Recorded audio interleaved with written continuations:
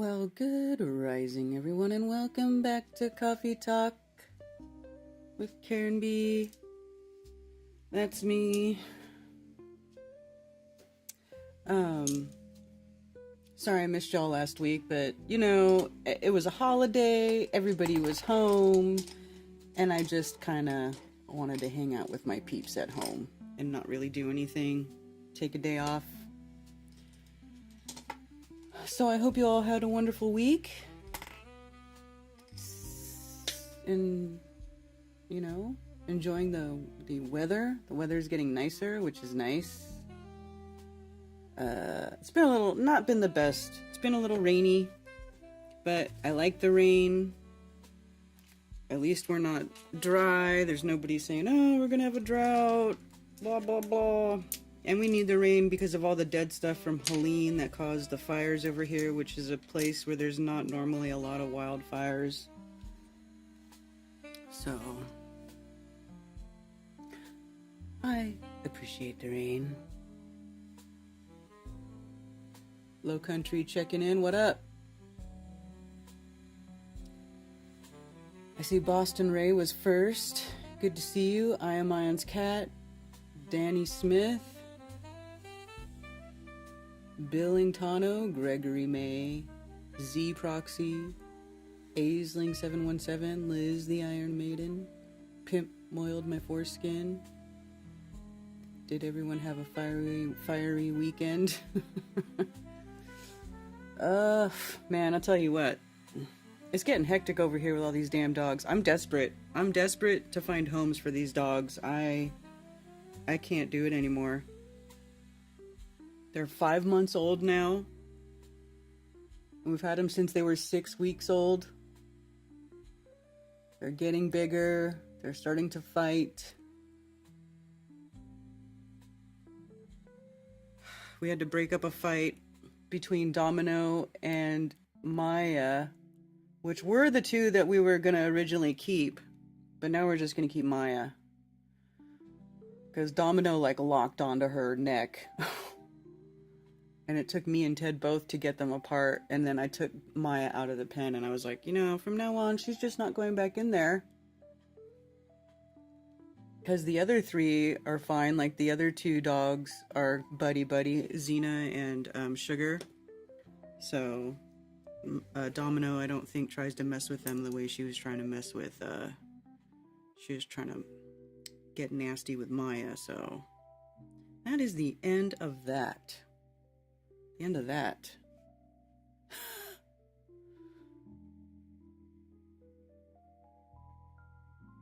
Ivan T, good to see you. Spicy Sarah, Alpine Endeavor, Chi Chi, The Mandy Effect, Truth and Justice. Did you see the new vid of Bigfoot in Colorado? No! Lake Lore is no more. Where did the water go and why has it not come back? So sad. I haven't been up to Lake Lore. We should go drive over there and just take a look. But yeah, I remember after Helene, that place was it was buried in debris, everything, cause the floods came from higher up in the mountains and it all washed down there to Lake Lore. Pretty sad.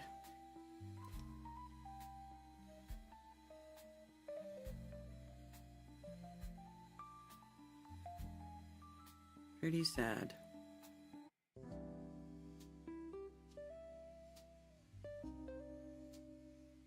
No more landslides.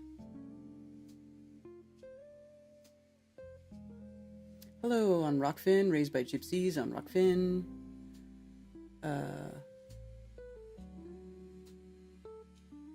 I don't know how to say your name on Rumble. See Freddy Hot. You have a great day too. I'm also live on Odyssey if anybody cares to watch over there. I'm not streaming on Facebook because I temporarily disabled my Facebook account. I disabled my Facebook account for life reasons. So there's no streaming on Facebook now. So if you were one of the few people who did watch over there, I do apologize.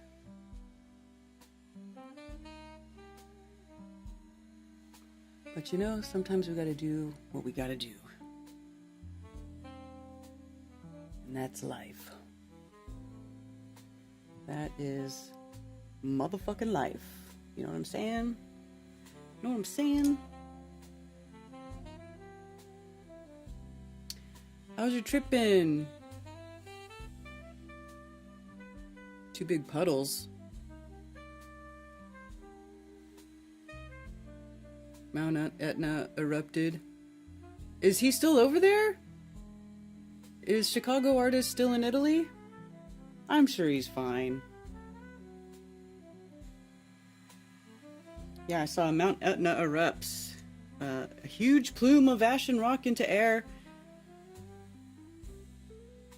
Massive eruption occurred at Mount Etna on the Italian island of Sicily, producing a plume of high-temperature gases, ash, and rock several kilometers high. The eruption, which began overnight, produced explosions heard as far away as Taormina and Catania, which are about 50 kilometers and 40 kilometers away, respectively, according to several witnesses. Well, 31 miles is not that far for a volcanic explosion to be heard, I would think. But I don't know. National Institute of Geophysics and Volcanology Observatory said the preliminary observations show a partial collapse of the northern flank of the volcano's southeast crater, which has produced spectacular lava flows during recent eruptions in the last few months.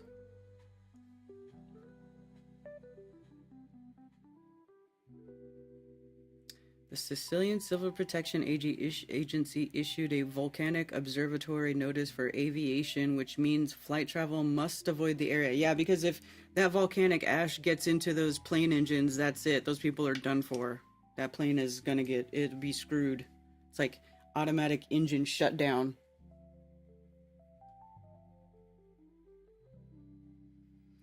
He was in the IRM chat in the morning. Oh, I'm sure he's fine. What's up, Tony Coriolis?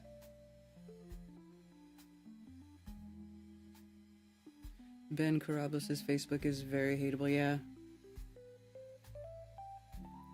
I did it, though, because I don't want that public profile being viewed by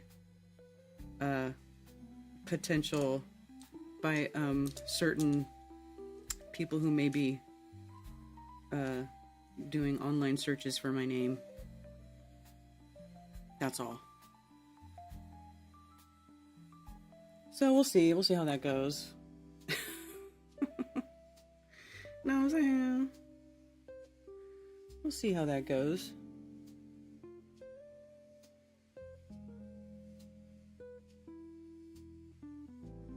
See if it works. Yeah, there's all kinds of stuff going on, especially since I skipped a week of streaming. There's like all kinds of stuff that's been going on. Did you guys see another car plowed into a crowd of people in Liverpool? That was last week. Of course, people calling it a false flag or a psyop, whatever. I don't know. People are crazy anymore, you know? I think we should not discount the fact that humans can still lose their shit and do horrible things. Like, people are very capable of horrible things. And we should not dismiss this, like, as if it doesn't happen anymore because you want to think everything's a psyop. Not that it, you know, I don't know either way, but it's like, bro, you gotta realize that people are insane. And they will do insane things. And these are insane times. You know, when things are rough, like, in society, like, the economy, you know, all the weird shit going on, wars, you know, tensions are high, energy's all weird, all over the place. You should not discount the chances of people just literally losing their shit. Oh, here's my little, I was looking for that. Hey, Chicago artist. I'm on the beach in Sicily. Nice. Nice. Man, I want to go back to that area. I want to go back to the Mediterranean, because the one thing that I didn't do while I was over there that I regret is I didn't go jump in the Mediterranean. I did not swim in it. And I was there for almost a freaking month during the summer. And I don't know why that never happened, but it didn't. So I would like to go back just so I could go swim in the Mediterranean and be on the beach in Sicily. Like you, Chicago artist, I would love to do that.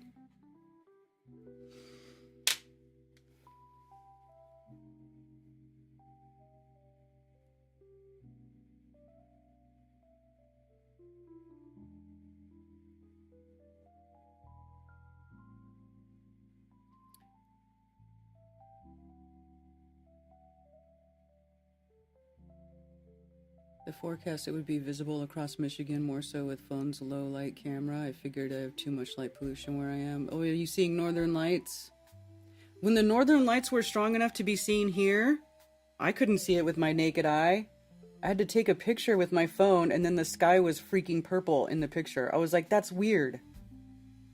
That's fucking weird. How come the sky looks normal to me, but then when I take a picture with my phone, the sky's purple? Light is weird, dude. That's all I gotta say. Light is weird. The way light behaves is fucking weird. Just saying. It's bizarre shit.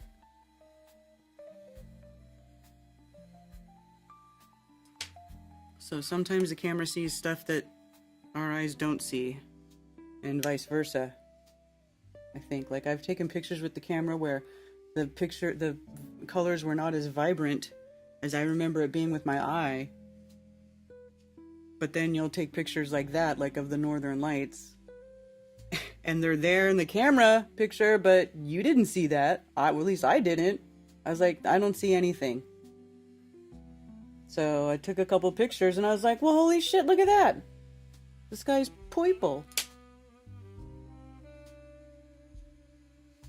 The veil is lifting. Those who are spiritual, we go forward growing. Those who are not will get more animalistic. Yeah, that could be. Using Mark's term from Strange World, we are in Act 3. It's when people flake out. Is that what he said? It's fucking awesome here too, Mad Karen. The water here is amazing. I know. It looked amazing. Because you were partying. Gregory May, that may or may not be true. I do remember one day looking at that Mediterranean. I was hungover like fuck. Oh my god. That Italian beer. I was at some little local bar in Cinque Terre. And they had this beer there that the bartender was telling me, he's like, be careful, it's very strong. And I'm like, yeah, whatever. Dude, I got so drunk. I was so hungover the next day. It was terrible. And the weather was beautiful. It was gorgeous. And I felt like hammered shit. Man, that'll teach you a lesson.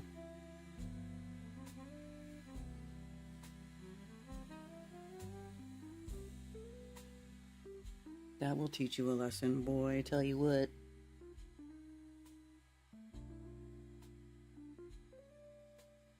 And then, like, there was some Canadian guy there who was staying in the town where we, like, the hotel we were, and he was on vacation, and he was like, oh, I'm surprised to see you out in a boot.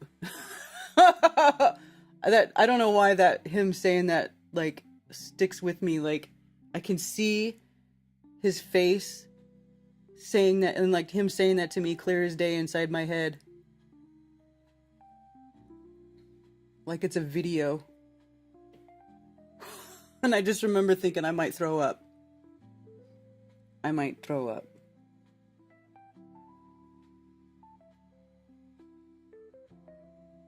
I found out later that beer was like, I mean, it was ridiculous. It was like 12%.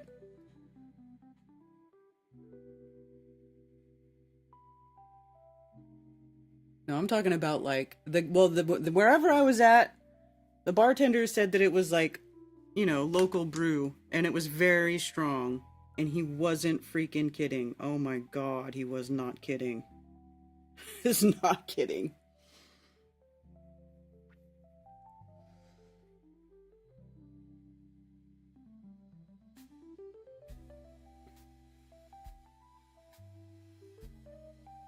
Howdy, Vern. 7.7 and 10. What is that?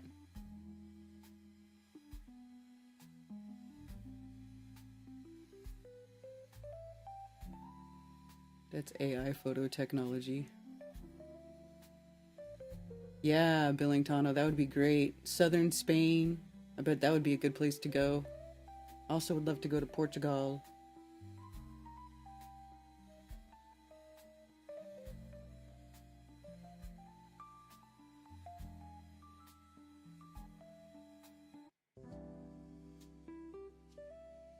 Hammered shit. Nice visual, yeah. Well, you know.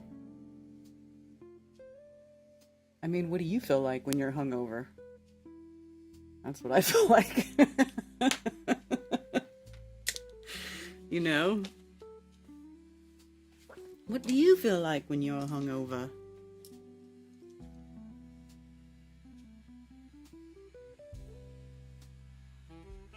So here's beer from Denmark.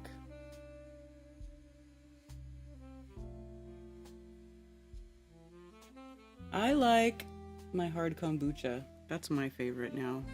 Everything else gives me tummy aches. Like IPA or like any of these other type of, beers that people like to get. That shit gives me tummy aches. I like my kombucha. I don't know what it is about the fermentation or process or whatever that they use. But, it's like drinking, kombucha. Which I love.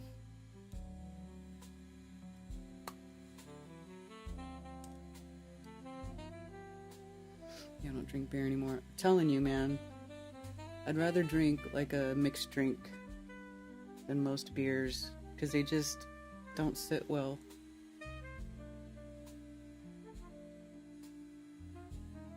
What do you guys like? Do you drink? Got off Facebook years ago. Family doesn't like it, but oh well. FB sucks. Yeah.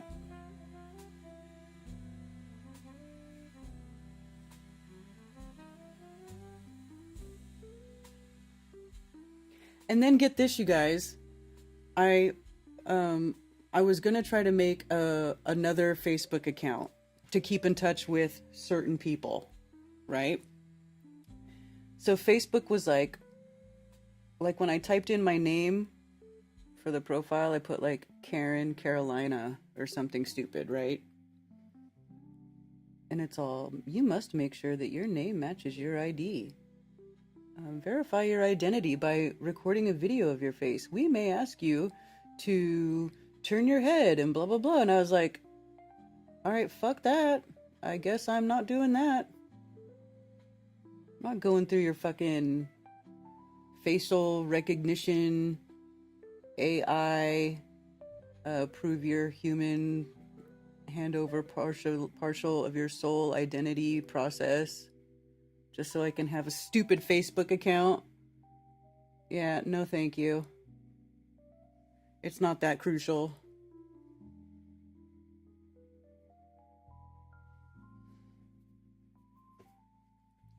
It's not that crucial. Bourbon, Ancient Age, and ginger ale. Ooh, nice. Ancient Age. I remember that stuff. I like Maker's Mark.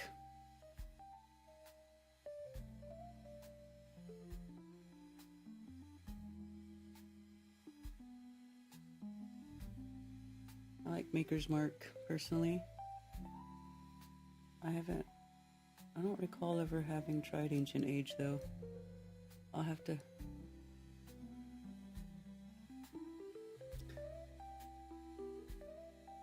try that one out. I also like Crown Royal.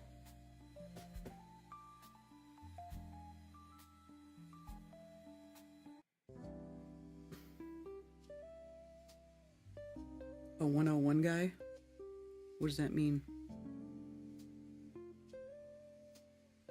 We made some muscadine wine. It's delicious and pretty strong. Ooh, that sounds good. Yeah, I was, fuck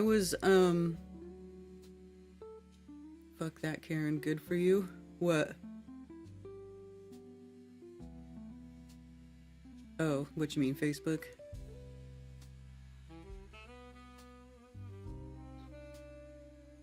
I was watching some videos too about how to make mead and moonshine.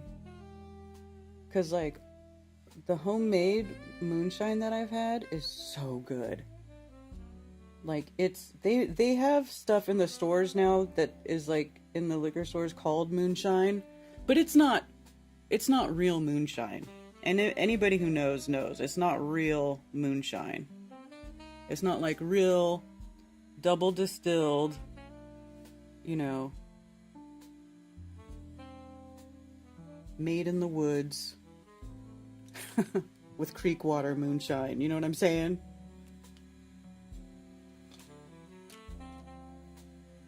It's phony state authorized moonshine. Grappa. Ooh, I remember having grappa in Italy too. Hey, Rum Boston Bear. Quit drinking 6 months ago. Oh, 101 proof wild turkey. I know what you're talking about now. Ben makes some damn good mead. Yes, he does. Yes, he does. And yes, I know alcohol is poison. I know.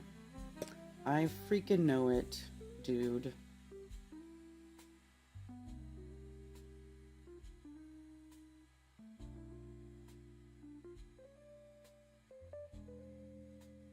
But I like it.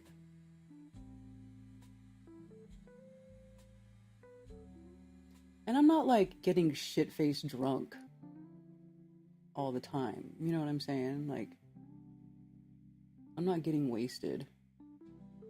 I'm not getting throw up sick like I did that time in Italy off their freaking beer. Oh my god. That was like one of the worst hangovers I ever had. I'm not gonna lie. And then I went on this hike that goes like along the cliffside over the Mediterranean. I mean, it's a beautiful hike. Oh, I was sweating my ass off and I felt like shit. But at the end of it, because I had sweat so much in the salt air, like I did feel better. I did feel better after that. But that was legit probably one of the worst hangovers I ever had. Did I ever tell you guys a story about that night too? I was with my mom and we got drunk. And these creeper Italian dudes were like following us back up the beach to the hotel where we were staying at. And I was like, what the fuck, dude? I was drunk, but I was like getting angry. Because the one guy would not like get away from me. And there were all these like tables and chairs, like beach tables and chairs and umbrellas and stuff along the beach. Because there were like all these hotels and stuff that were just beachside. And this guy wouldn't get away from me, and he was a fucking pervert, right? He was like showing me his peen and stuff, and I started screaming. I was like, get away from me, you effing pervert. I forget what I was screaming, but I started yelling and screaming, and my mom was like ahead of me with some other weirdo walking next to her, trying to follow her around. So anyway, I started knocking shit over. Like I just started going up to where the tables and chairs and the umbrellas were, and I just started knocking shit over. It was pretty funny.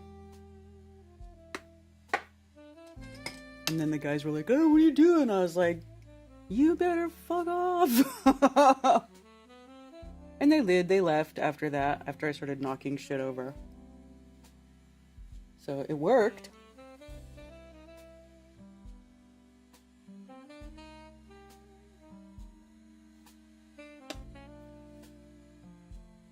But it was creepy. It's normal here. I know, Chicago artists. Look, I know. I know. I mean, some of the Italian dudes there, they were like so bold. They're like, "Oh, do you think a man you would like to have sex with?" I was like, I just started fucking laughing, and I could tell the dude didn't think that it was funny. But I was like, you people are out of your minds. You're out of your freaking minds. Or he'd be like sitting at a restaurant, and there was like a booth like next to us with a bunch of dudes in it, and then they're all like sitting there like knocking on the booth, fucking around like a bunch of little kids trying to get your attention. Hilarious.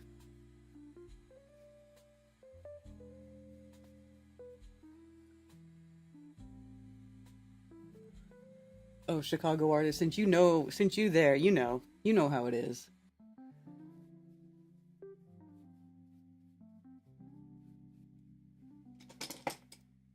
Anyway, it was pretty funny.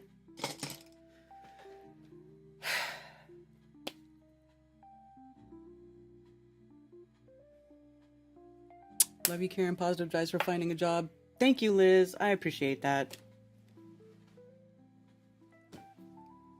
I do appreciate that. Because, you know, sometimes we gotta do what we gotta do, don't we? Yes, we do.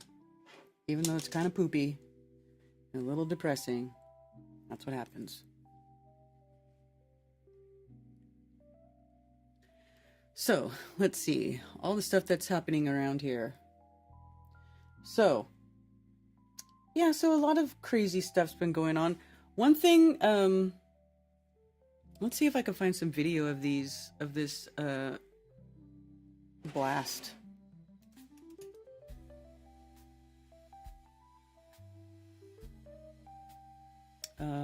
Let's see.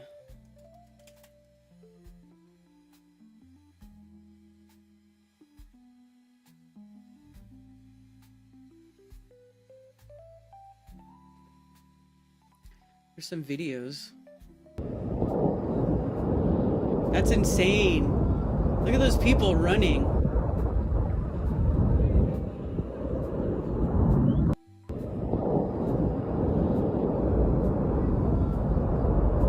I don't know, I'd be pretty freaked out if I was hanging out at a volcano and it started spewing stuff. That'd be pretty gnarly. Wow.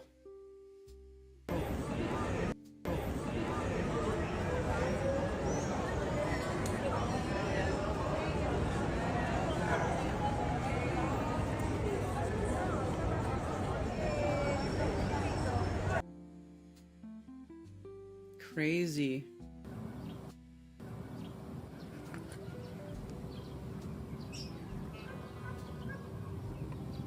Wow. So they were saying like a side of the mountain slipped off. That's almost like Mount St. Helens style. It doesn't seem to be as big as Mount St. Helens though. Mount St. Helens was like explosive.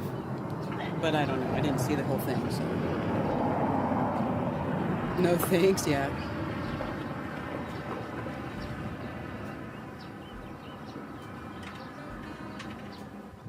Very sad that we have fallen to this low point in the timeline with the sexual behavior. NDB, whose sexual behavior are you talking about? Because there's definitely some weird sexual behavior stuff going on. Kinda sucks until payday, yeah. Funny story, creeper Italian dudes, yeah.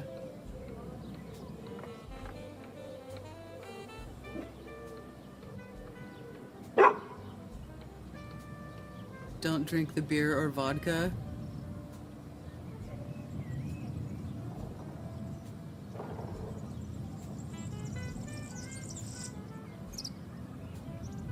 There's job wanted signs everywhere I go. Just name your price and you may get it. Well, I don't know what town you're in. Are you in a big city? Or do you want to disclose where you are, that there's job wanted signs everywhere?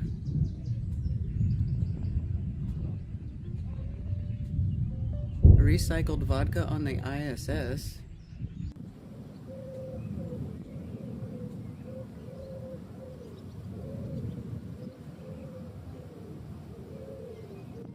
Shady, but you relapse on the globe. That's funny.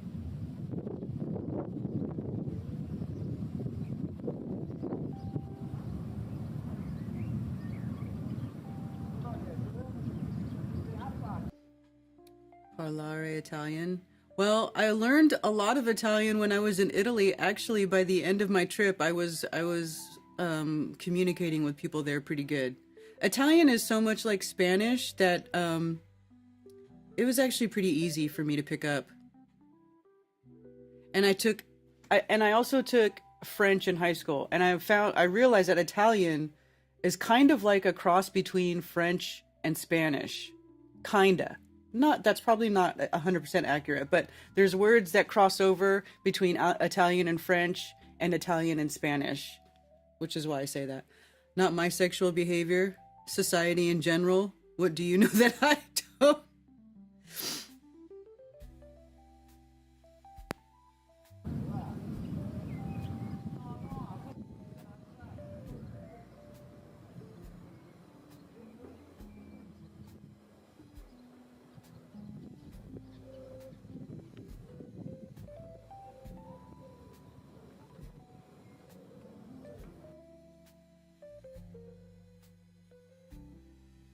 Anyway, so there's that.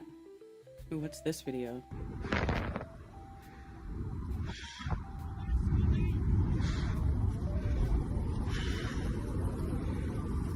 Look at, they all got helmets on and stuff.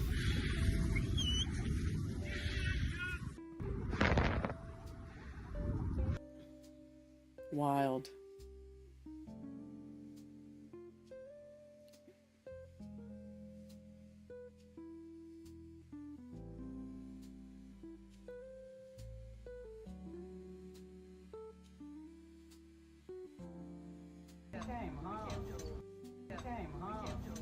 What a nice view of Mount Etna they have. Wow, look at that.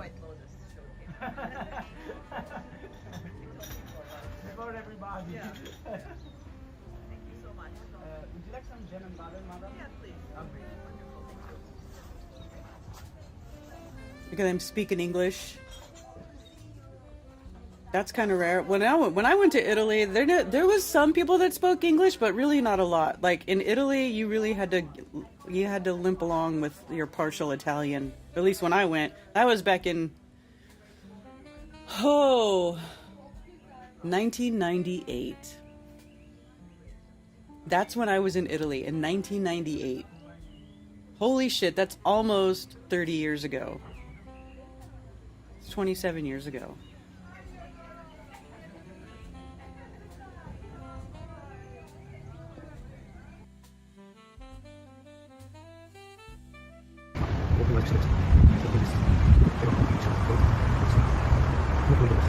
Oh, is this Japan? Japan had a volcano explode too? This one's saying it's Japan.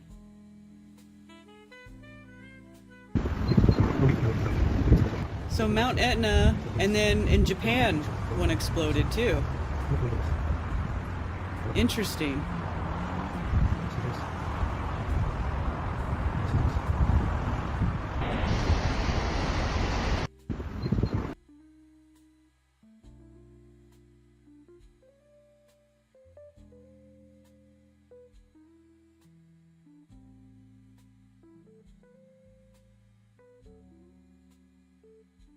Melting my drone for the shot. Oh, have you guys seen this? I can't believe somebody did this.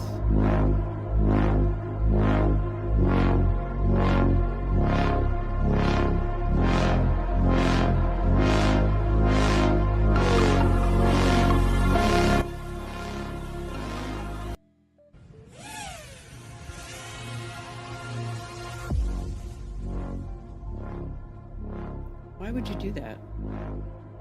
I mean, you can make little video drones. People build themselves little cheap drones, I think, all the time, and they can do stuff like that and get away with it.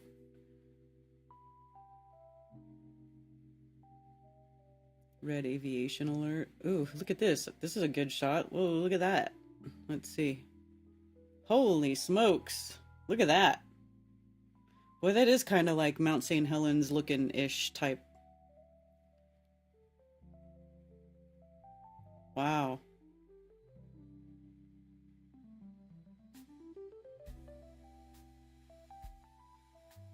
Good night.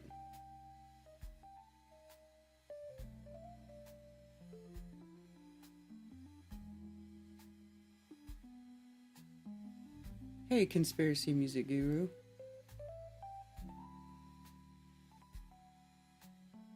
Latin-based languages, yeah.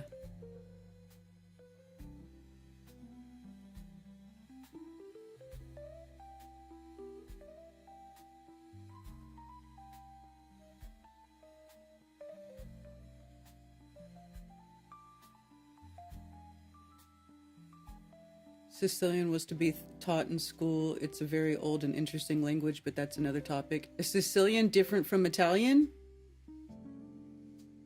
There's more English spoken here. Yeah, I'm sure almost 30 years later, there's more English being spoken there. Hello, Southern Belle. Yeah, when I went, nobody was speaking English. Switzerland had a glacier collapse. That's true. Yes, pimp moiled my foreskin. That's right. That was crazy looking. And it buried this whole town. They had to evacuate the whole town. Look at the before and after. They evacuated this whole town, everybody in it. I think they said one person didn't leave. The moment the glacier collapses in Switzerland and the aftermath. Look at that. Wow.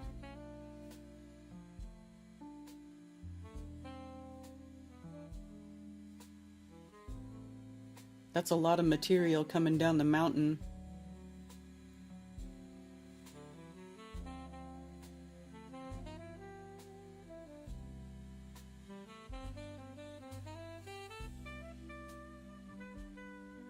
Crazy.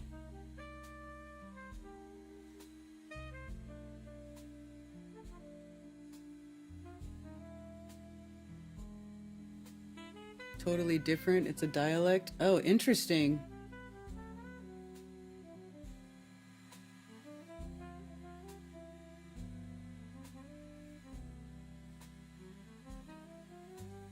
Sicilian is Italian. It's a different dialect. That's where my family is from, the North Tuscany, but it's very similar. Sicily is different from North Tuscany, dude. Even I know that. It's like a totally different area.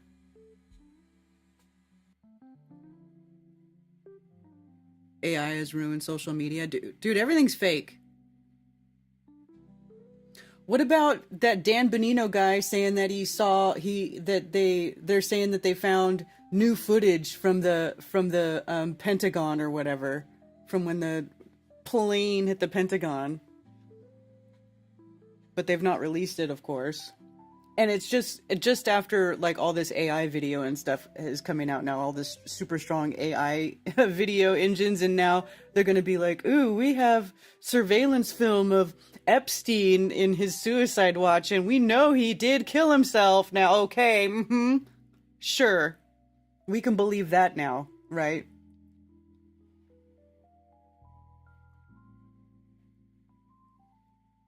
Dude, that's wild. I buried that whole town.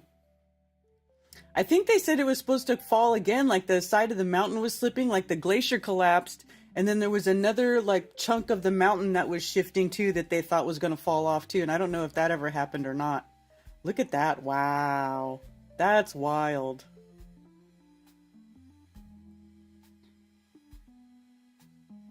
Is this a mud flood? Is this a reset? Is it a great reset for this town? Oy vey.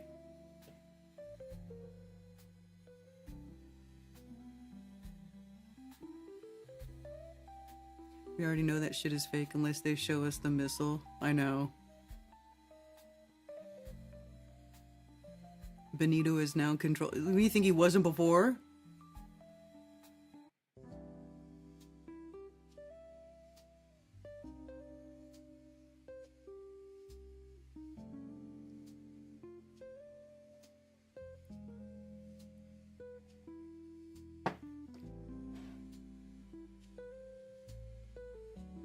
Wow.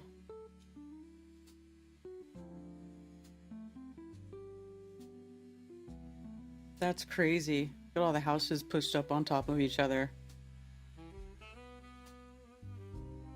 I mean, what is Switzerland? I wonder what happens to all these people, like, now that their town literally got buried under the side of a mountain. Like, what does the government of Switzerland do for their people? They got a bunch of money from people putting money in their banks over there, right? Or something like that. They got, like, some crazy reserve. Are they just gonna build a whole new town to replace that town? Like, what's gonna happen? Those people just get, like, compensated for their property by the government? That's wild.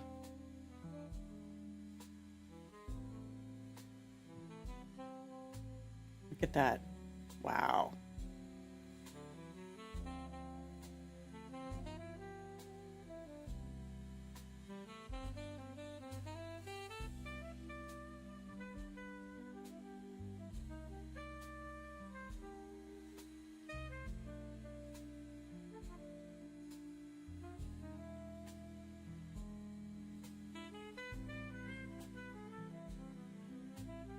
Do they have lava insurance?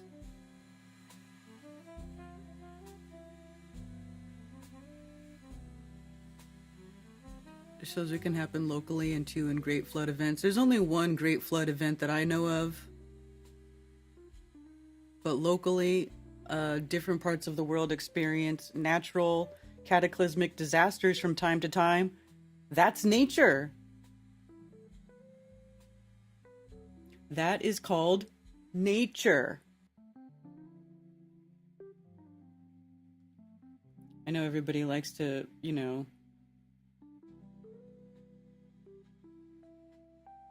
get all conspiratorial because it's just, oh, whatever. Has anybody been saying conspiracies about these events? Are they trying to say that it was on purpose, or they used some Tesla device or anything dumb like that? Yeah, look at them. They're using helicopters to get cows out of there. Isn't that wild? Airlifting cows out of the village before that thing happened.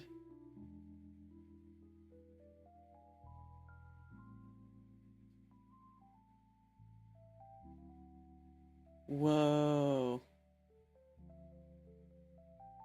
Oof.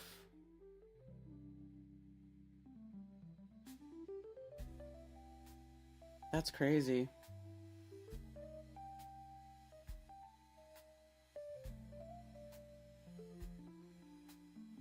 Wow.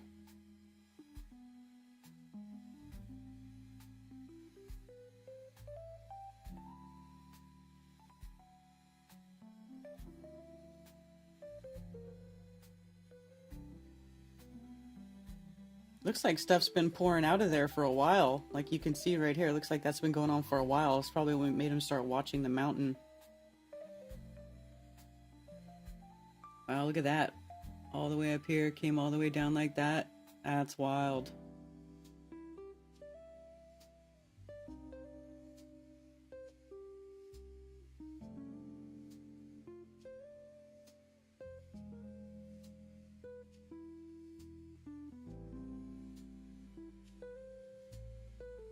Build on top, that's why the basements have windows. Right, Billingtono? You not wrong.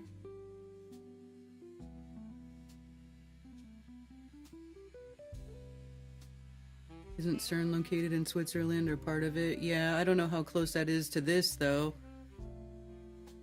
But I wouldn't... I mean, this just doesn't even... I wouldn't see how that would even be related to this.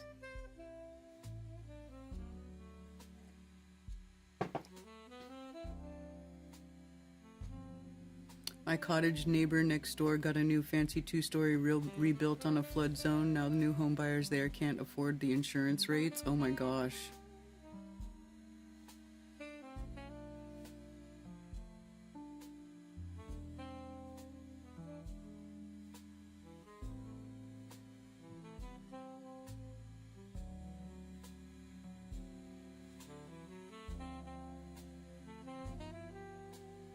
I think they've been targeting volcanoes with the earthquake machine. There goes Gregory May. Going on about the earthquake machine. Right? Because, you know, way back when, like Krakatoa, or any of these ancient volcanic eruptions that are written about in like old texts and stuff, did they have an earthquake machine?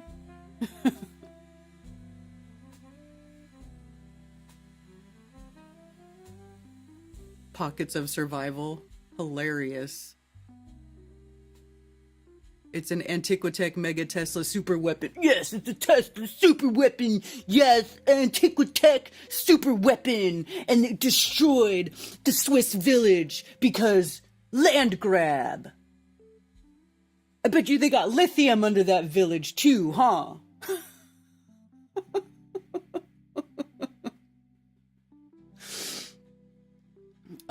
I'm sorry, you guys. I just can't with that bullshit anymore. Everything is, you know, some hidden tech, reset, earthquake machine, Tesla, free energy. Like, nothing natural can happen anymore. There's no natural disasters. There's no, you know, natural cataclysmic events that happen as a result of the volatility of the different types of things we have in nature, like volcanoes and rivers and whatever. Yeah.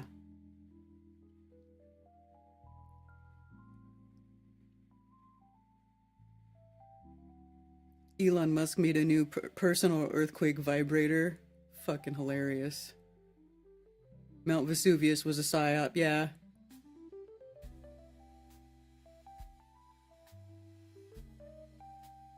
Hilarious. Anunnaki did it. Yep, the Anunnaki did it.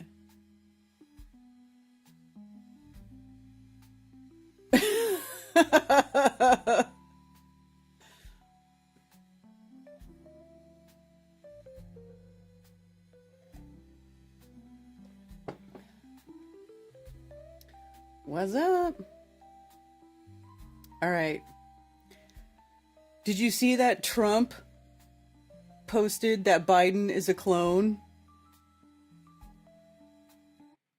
He posted it on his Truth Social site.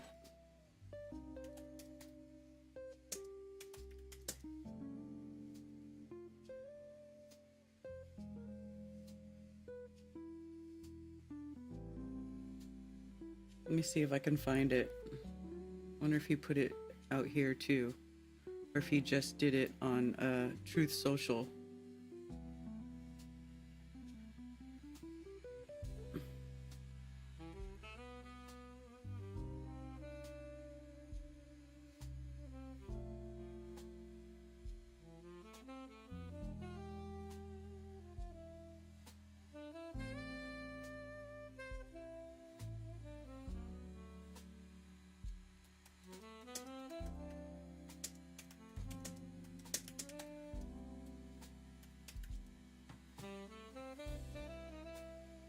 Yeah, okay, here we go. President Trump reposted a Truth Social post that claims Joe Biden was cloned.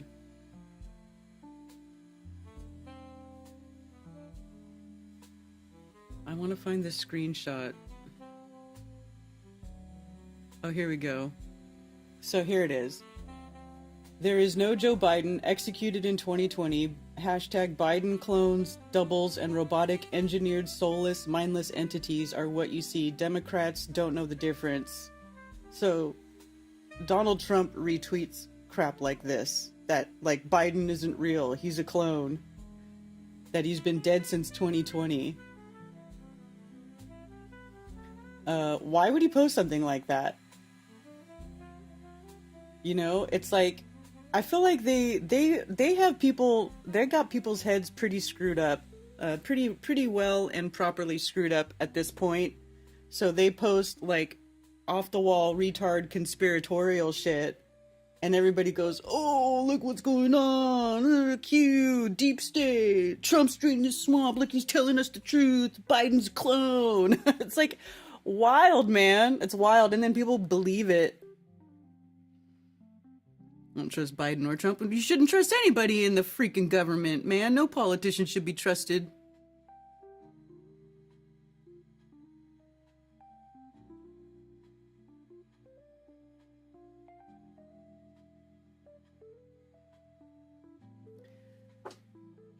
I keep hearing Biden was executed in Guantanamo in 2020. I know.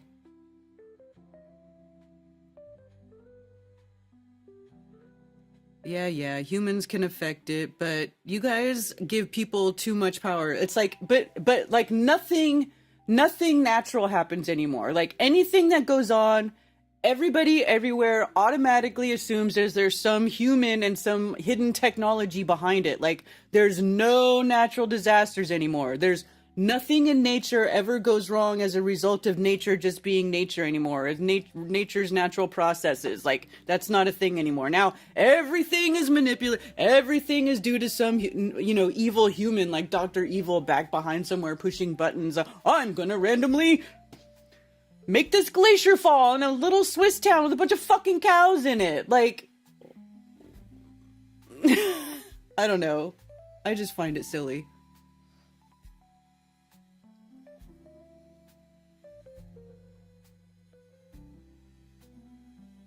Hello, Artisier.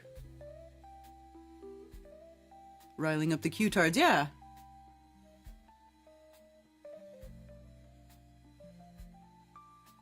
The factory I'm at is giving $2,000 to employees who refer somebody after 3 months. Make a friend before you apply.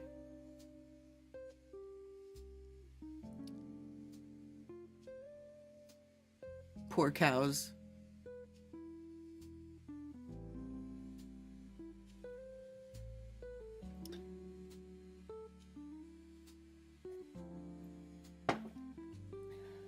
I bet they just installed 6G.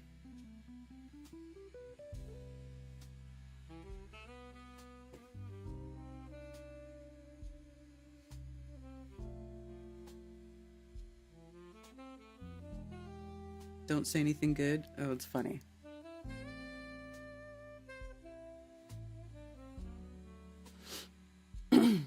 So, okay. So let's go back to the, that's a good idea, Aurorian. And like, you guys could like split the bonus, you know?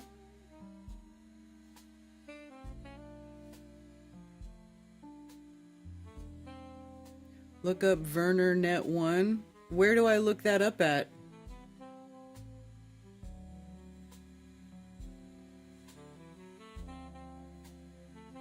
Okay, so anyway, the other thing that was going on with regards to sexual behavior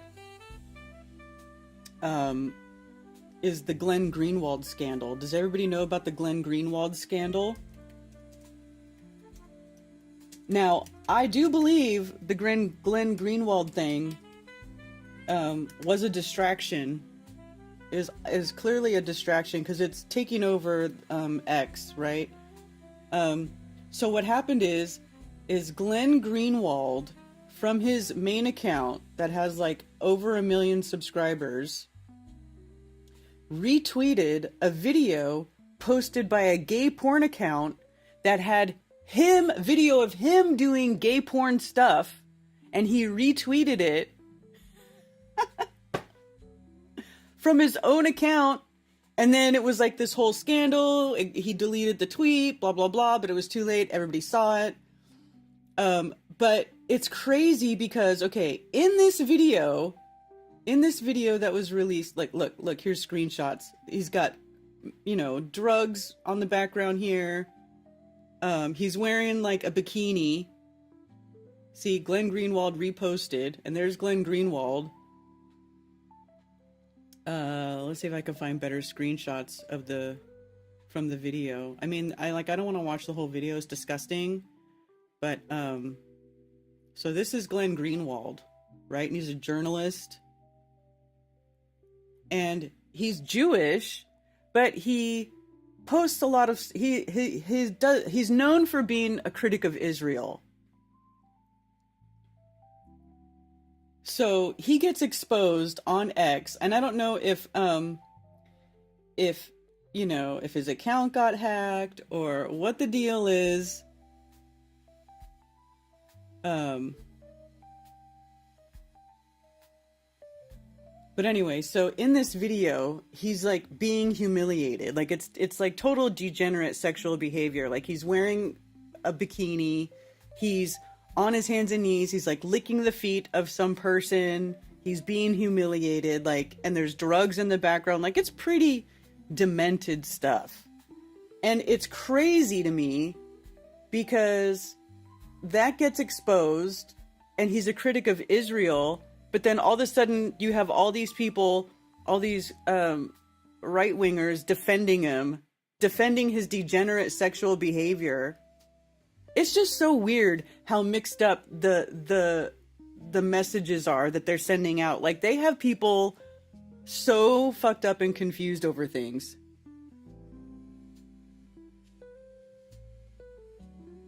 Well, you can say it's AI, but he admitted to it. He even posted, let's see, he posted a post about it. Let's see. He even had a thing that says about the videos. Okay, so here's Glenn Greenwald. Oh, 2.3 million followers. Excuse me, he's got way more than 1.1 million. He got 2.3 million followers. You know what? I feel like when I first looked at it, he only had like, he didn't have that many. How many followers did he get? How many followers did he have before the scandal and then after the scandal is what I want to know. So anyway, the guy admits that those are real videos. He says, last night, videos were released online depicting behavior in my private life. Some were distorted and others were not. They were published without my knowledge or consent, and its publication was therefore criminal. Except he retweeted it from his account, and he doesn't ever claim that his account was hacked. Right? Though we do not yet know who is exactly responsible, we are close to knowing, and the motive was maliciously a political one. As for the content of the videos, I have no embarrassment or regret about them. The videos depict consenting adults engaged in intimate actions in their private lives. They all display fully consensual behavior, harming nobody. Obviously, it can be uncomfortable and unpleasant when your private behavior is made public against your will. That's why the behavior is private in the first place. But the only wrongdoing here is the criminal and malicious publication of the videos in an attempt to malign perceived political enemies and advance a political agenda. Others are, of course, free to form their own judgments, as some are prone to do about others' private lives. It won't change my work. I will continue all the many prongs of my journalism and pursue the causes most important to me exactly as before. Now, Glenn Greenwald, I didn't really know much about Glenn Greenwald, to be honest with you, before this whole thing broke out. But it turns out that Glenn Greenwald, let me see. That Glenn Greenwald, when he was 38, married a 19-year-old man. So he went to Brazil and he married, at 38, married somebody half his age, a 19-year-old man. And then they adopted 2 young boys once his husband turned 30 years old. So Glenn Greenwald, 38, vacationed in Rio de Janeiro, where he met 19-year-old David Miranda, who had spent his childhood in Jacarezinho favela.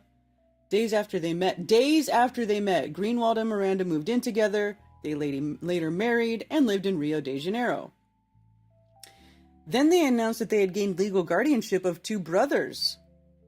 And they also adopted a third child, or he adopted a third boy in 2021. So this is them, right? They had, I mean, so, and this guy and his behavior, and everybody's just defending him like it's okay. Like, I find this to be disgusting.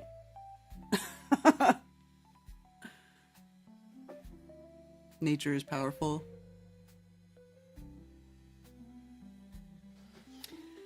So that was the Glenn Greenwald. And then it became like all of Twitter. Look at this. I stand by Glenn Greenwald. The 2 consenting adults do in private is none of my business. Even though, like, the ratio of, like, gay men who adopt young boys, like, the chances of those boys becoming, being sexually abused is, like, off the freaking charts, right? He ran an escort service in Brazil, like a male escort service, where you could, like, dream up whatever stupid kind of disgusting kink you wanted to do. He would like set it up for you. I mean, complete degeneracy as far as I'm concerned. Like, I don't know why people, I mean, I don't know what kind of mental state people have to be in to where they're okay being sexually aroused by this fucking weird cosplay mental bullshit. I mean, what happened to you in your life that like normal sex doesn't do it for you? Because it does it for me just fine. Like, I don't need to be like, oh, beat me or hit me or tie me up or none of that shit. Like, no. Maybe I'm boring, but it's just crazy to me. So anyway, it just turned weird. Like all the same people who would like, I don't know. It's just weird. The sort of back and forth that these stories have people doing. Like, you know,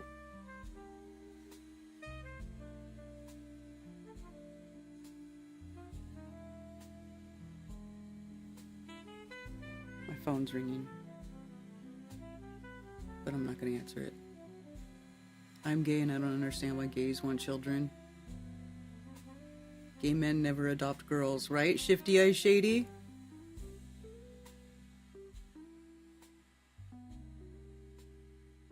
I'm not on Truth Social. I don't really go there. I only know about that post because people talked about it on X. Why are you gay?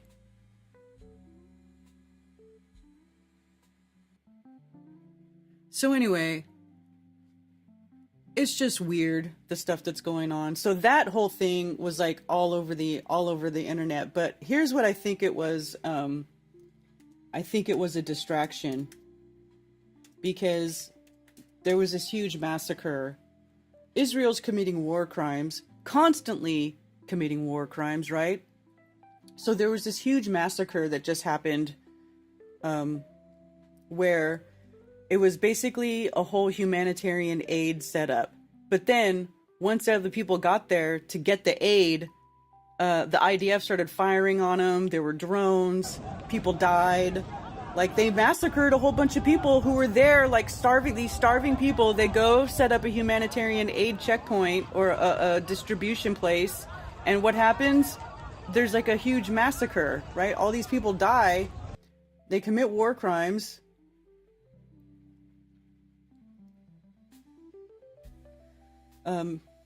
Catastrophic news scene at Nassar Medical Complex earlier today after Israel forces opened fire on civilians trying to get aid from one of the Rafah distribution points. It's Sunday, it's the 1st of June. It's about 11:30 in the morning. I'm in the emergency department at the NASA complex. We've had a shooting at the GHF aid distribution center near Rafah. A lot of the injured people were taken to the local field hospitals, we think to ICRC, but we have had an extortionate amount of people come through the door. At the moment, the locals are quoting anything from 200 to possibly 100 injured people. These are all gunshot wounds, and as you can see behind me, we've got all the bays are full and they're all gunshot wounds. It's absolute carnage here, and there are even more people in the main emergency department. If you come through.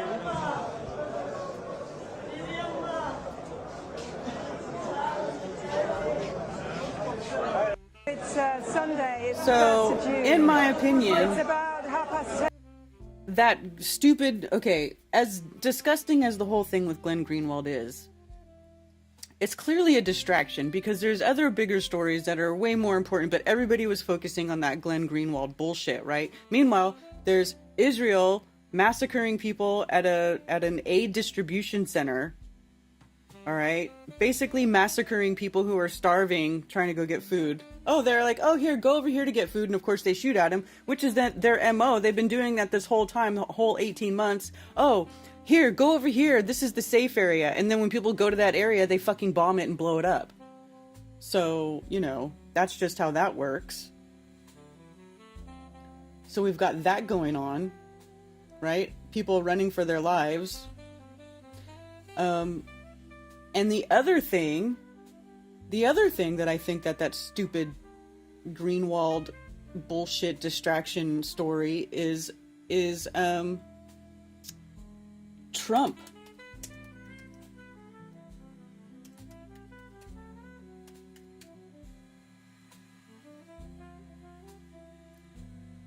Trump taps Palantir to create master database on every American. So, do you guys understand what Palantir is? Are you guys familiar with what that is? Know who that is?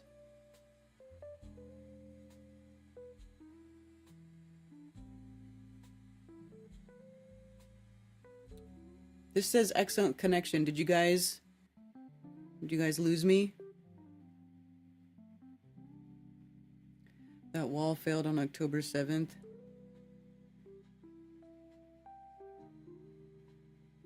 That wall lights up like a Christmas tree if a cat steps on it. Exactly, which means they let it happen. It was all planned. False flag.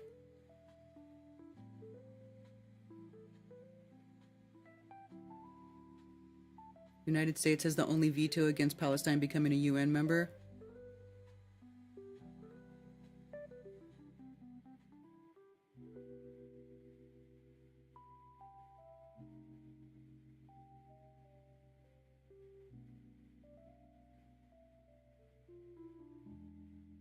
Patriot Act 3.0. Yep.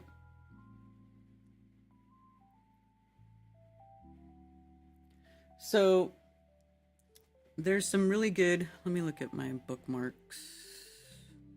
So Palantir is this company. Oh, I had this bookmarked. Gotta remember to check my bookmarks.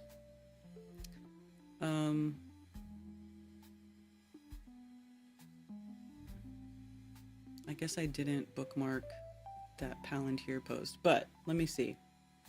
Let me go back.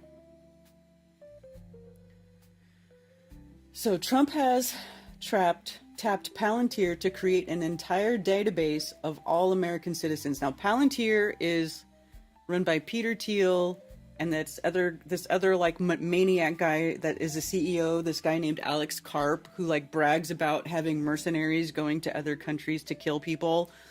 And they basically they are like the people who make these, powerful AI systems. Like there's an AI system called Lavender, which the IDF was using to choose targets in Gaza in the very beginning, like for like the first year of whatever this whole thing that's been going on since October 7, 2023. So they used this Lavender AI program to find and hit targets, and basically Palantir is a part of that. And they're also part of Pegasus, which are these AI weapon systems, essentially.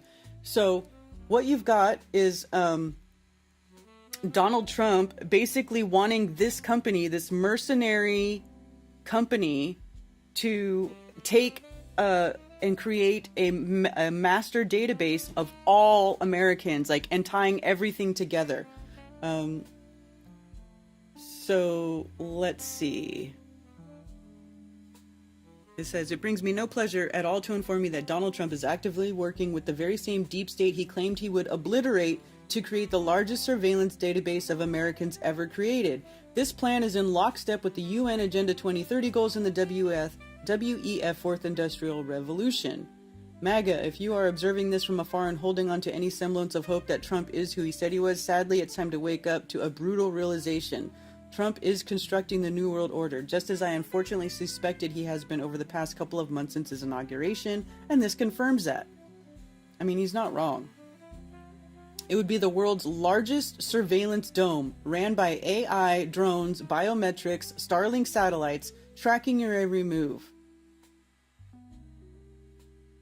And I just feel like, why aren't more people talking about this? Why wouldn't people be like incredibly upset? This is Alex Karp. This guy is the guy who's the CEO of Palantir, and he's disgusting. He's a horrible, evil human being.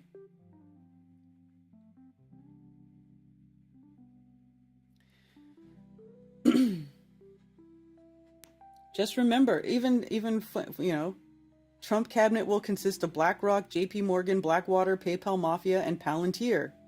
So it's like the US government is being handed over to the big, the deep state tech bros, tech billionaire bros with their AI surveillance state. Like, we're just being handed over to it on a platter by Trump, because all these dipshit moron people, you know, think that Trump is on our side with the fake assassination attempt, and he's like, fight, fight, fight, and everybody thinks, oh, he would take a bullet for us. I mean, it just blows my mind, like, how the masses just fall for this stuff. They're so completely duped by it. It's like, oh, you know, we don't want any surveillance state unless it's like, you know, Trump doing it. Like, what? Why is it okay now? Why isn't everybody freaking out? You know?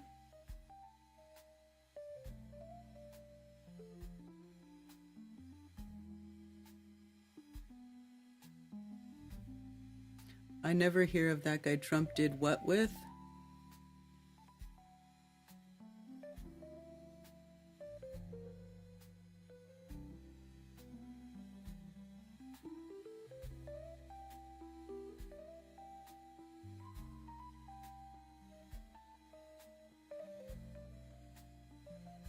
This is Israel's influence.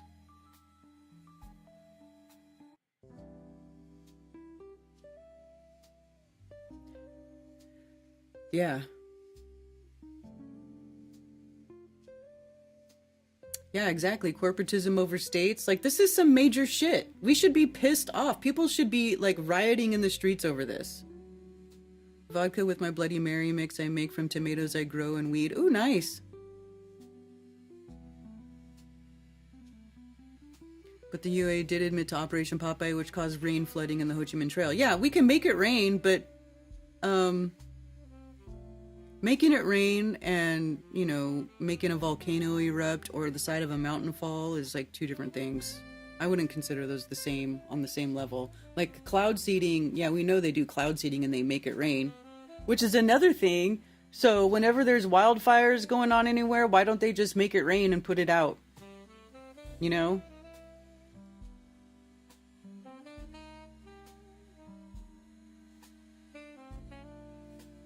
Palantir is JD Vance, right? Right. Well, they helped get JD Vance into the White House. Cheers, Vern.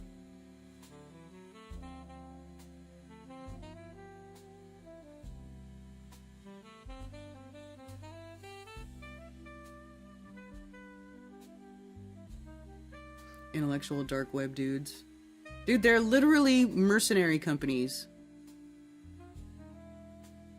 And the guy who runs it, like, he talks like a bigger retard than Elon Musk. Have you guys seen this guy talk?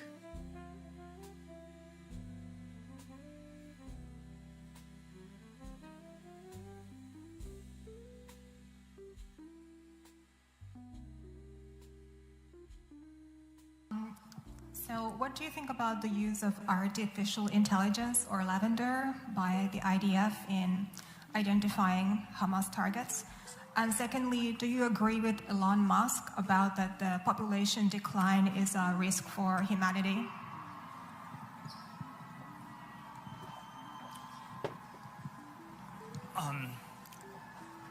Look, I'm not,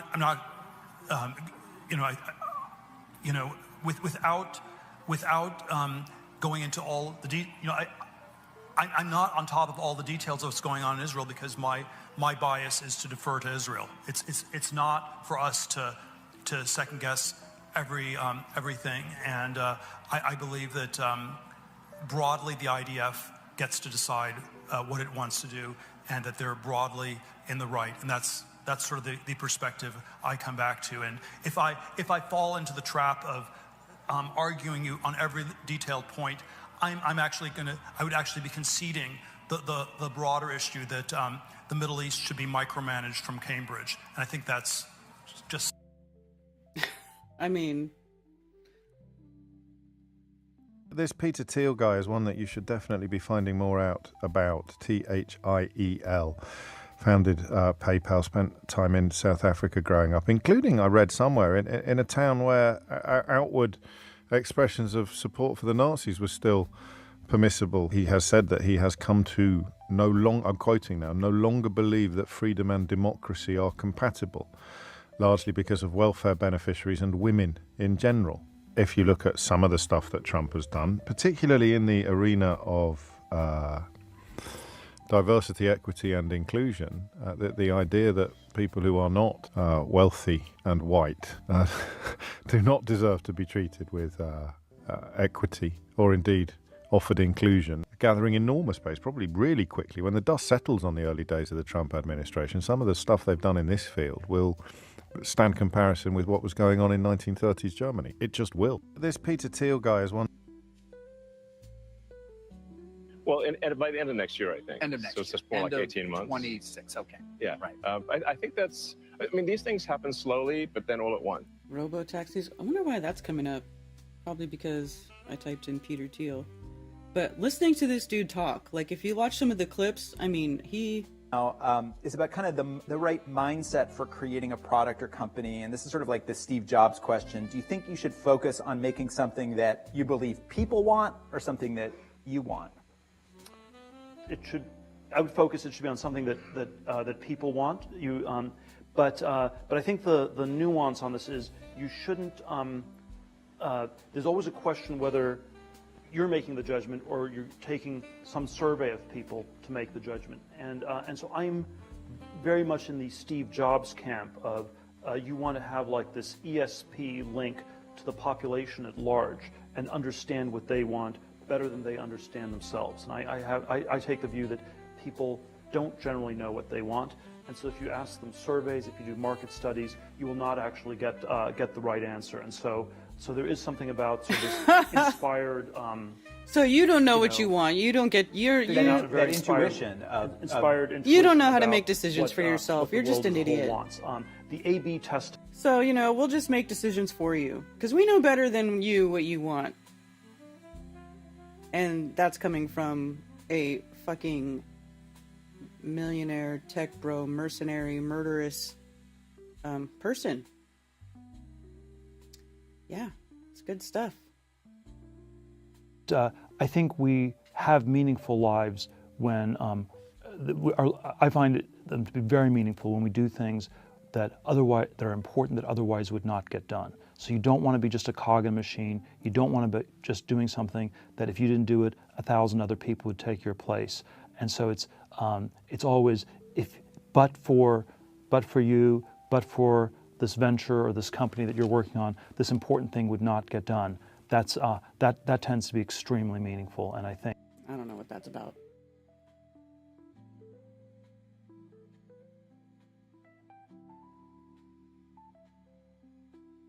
But yeah, I think a lot of the great companies that have been built over the last 2 decades were somehow they were founded by people where it was somehow deeply connected to their identity, their life project. What does he even talk about?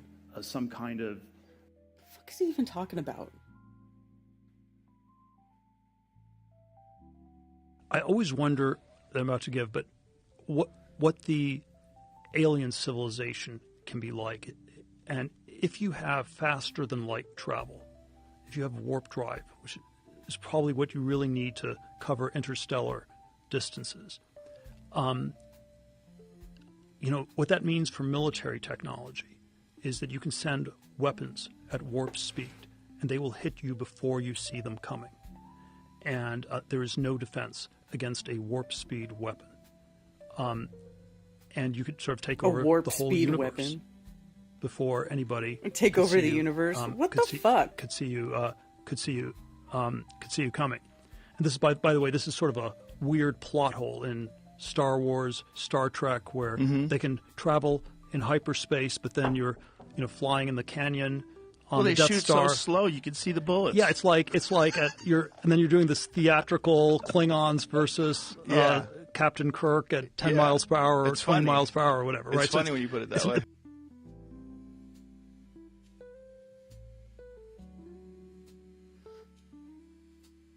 Karen, you are speaking truth because they are hypnotized.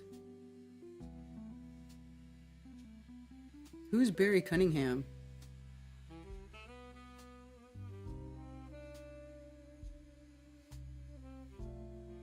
People that believe they're evolved apes. But see, they were deceived to think that though, you know? Nothing burger.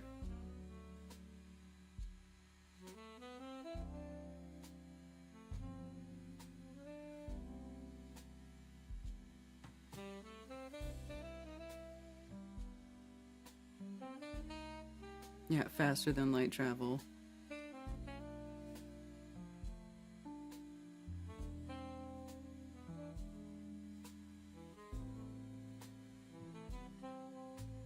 Oh, your puppy's tearing up toys? That's what puppies do. Don't you know that's what puppies do? They're teething, and so they chew on everything. They chew on everything.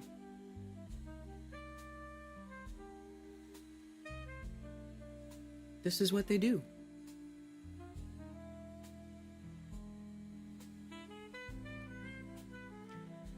So anyway, let me see if I can find good clips of Alex Karp. Because that guy's a jerk. He's like, holy crap. When I see some of the videos of that guy, it's like, dude.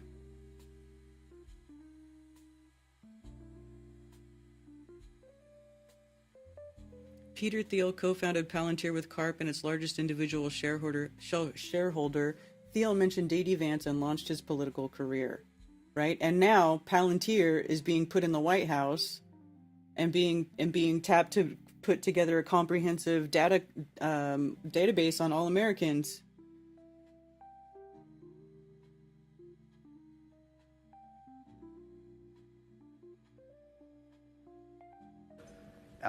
But what advice would you give today's teenagers, young people, around the skills they need to develop, the things they need to acquire to be successful in this crazy environment that we live in? Find the thing you're uniquely good at, and then actually, I think, and then make sure your whole life is organized around allowing you to do it. And so I manage essentially young people and for the last 20 years, and I would say failure.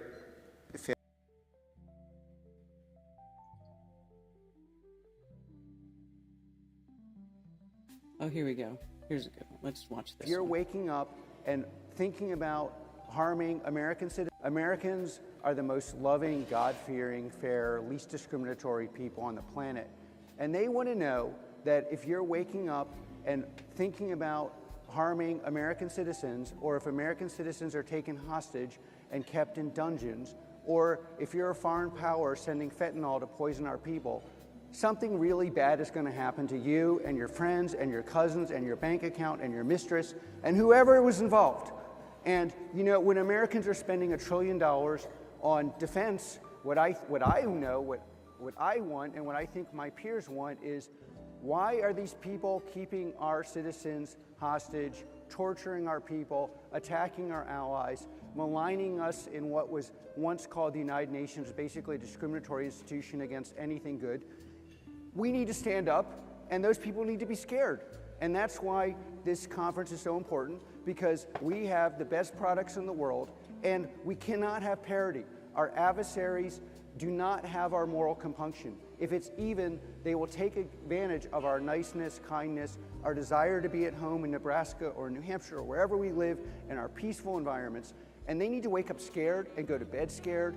And if you give that to the American people will go back and say, and honestly, probably shouldn't say this is why I thought the Democrats were going to lose the election, why they did, because people want to live in peace, they want to go home, they do not want to hear your woke pagan ideology, they want to know they're safe. And safe means that the other person is scared. That's how you make someone safe. And the average American person understands this. Unfortunately, many of the intellectually captured institutions, funneled and intellectually owned by the Berkeley faculty, do not. And that's what they want. It's sure as hell what I want. And that's what Palantir and all the people in this room I hope we're here to serve the American people. And my version of service is the soldiers are happier, the enemies are scared, and Americans go back to enjoying the fact that we're the only one with a real tech scene in this country, and we're going to win everything. That's how I see it. So just going around and instilling fear in the rest of the world is the only way to make America safe. I mean, that's retarded. That's just retarded.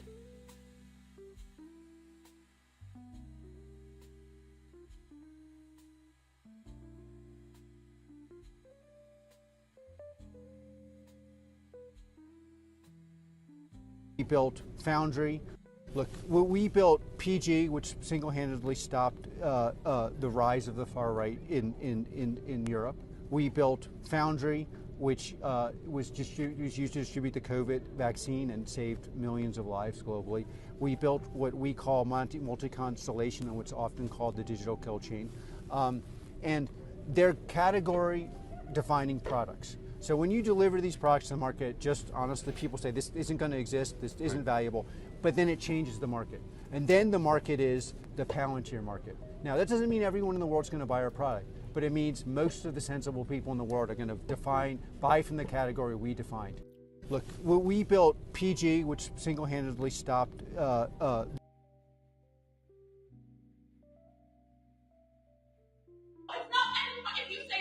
Oh, I watched this video. This is a good one.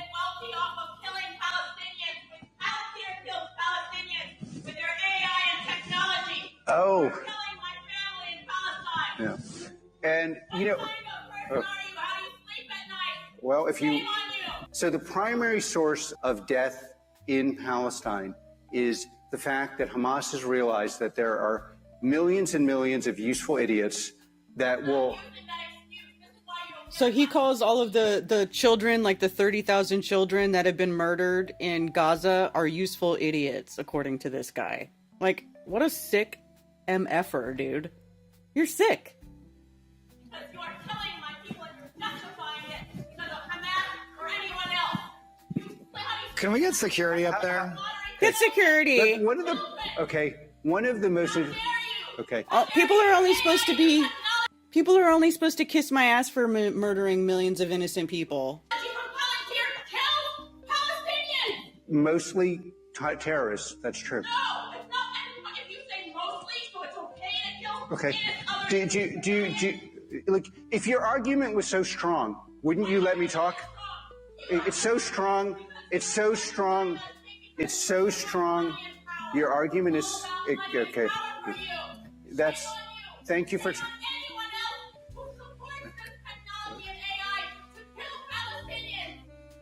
Yeah.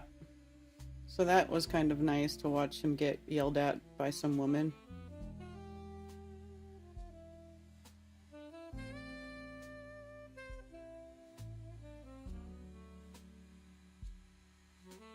Yeah, President Trump has contracted Silicon Valley tech firm Palantir to create master database on every American citizen. Peter Thiel, who founded the company alongside Alex Karp, mentored Trump's VP, J.D. Vance. So...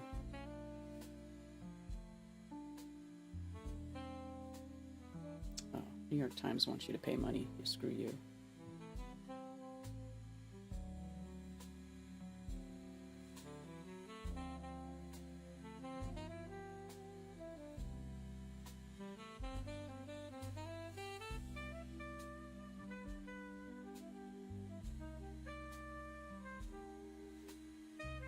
Project Esther is in effect. Project Esther will designate anyone in the USA who criticizes Israel a terrorist. October 7th, 2024, they released this Project Esther, a national strategy to combat. October 7th, 2024, they released this Project Esther, a national strategy to combat anti-Semitism. And this is the policy prescription that is going to be implemented in the new Trump Justice Department now under these neocons. The name is a dead giveaway, Project Esther. Of course, that's in reference to the Bible story. Yeah. They actually reference the Bible story and they go over the Bible story, including the quote, so many Hamans and only one Purim. We are all Haman. I mean, they've had, Hitler is Haman, Hamas is Haman. Now the American citizens are Haman, Yes. aka the enemy of the Jews that they need to do mass slaughter to. So, if the Jews weren't masked off before, they really are now invoking this like ancient desert Bible story, Jewish hoopla bullshit. Project Esther uses this term Hamas Support Network, HSN. So who is that? So basically, It's everybody. Anybody that criticizes Israel on both the left and the right, we're all lumped into this terrorist organization now. Yes. So, that's us, obviously. That's anyone who's talking about Jewish power. It's anyone who's listening to this program and agreeing with it. It's anyone who has the thought that Jews have too much power in the United States, by their definition, could be lumped in to this Hamas support network. So that's... Yeah. So, and here's the other thing that went on. So did you guys hear about the Boulder, Colorado false flag where like allegedly some crazed Muslim started attacking people with Molotov cocktails, people who were where it was like a bunch of people, it was like an Israeli protest. Let's see if did I bookmark that? Which I think also is another distraction on top of the Glenn Greenwald thing, to distract from Trump having the billionaire tech bros formulate the most cohesive surveillance system and database over all of the United States and Americans possible. So let's see if I can find that. That was another story that blew up, kind of taken away from that whole thing. So, man who reportedly attacked protesters in Boulder, Colorado with Molotov cocktails has been arrested. His name, Mohammed Soliman. And he looks more like Benjamin Benzion Milikowski. Isn't it strange that these attacks always occur after Israel commits a massacre? Yeah. Now this will dominate news headlines whilst Israel's nightly massacres are ignored. And this is exactly what keeps going on. It's like anybody who has any sort of, mild pattern recognition ability could see that this is what goes on. Anytime Israel does something absolutely horrible, like horrendous, which they do almost all the time, there's some story. And then you have all of the politicians going, anti-Semitism will not be tolerated. We will prosecute all anti-Semitism to the fullest extent. We are not okay with anti-Semitism. Like all the politician robots come out in unison tweeting about anti-Semitism. Meanwhile, Israel is blowing up Semites, literally blowing up Semites in the Middle East. Innocent people, women and children, people who are trying to go get food from a aid point, from a humanitarian aid distribution center.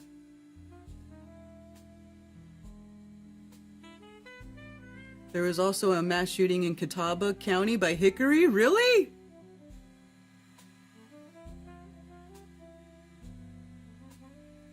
Just wish she had Karen's voice. That screeching was awful. What screeching?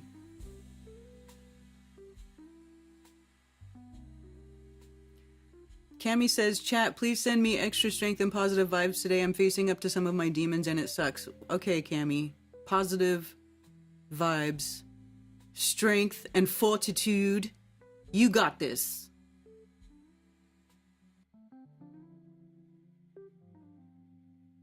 Ted Summer, your arms are going to be swole. What's he saying?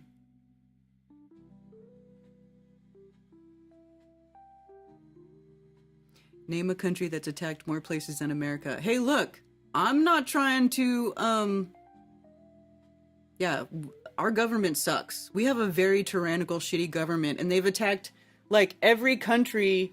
So now they're just attacking us. It's like, they don't really have any more countries to attack outside of the ones that Israel wants us to attack, and the Americans are becoming more vocal about not fighting Israel wars, so now we're under attack.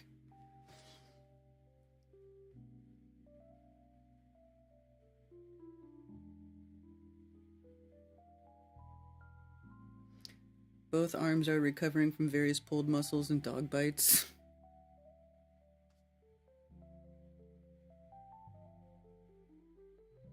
I'm going to jail.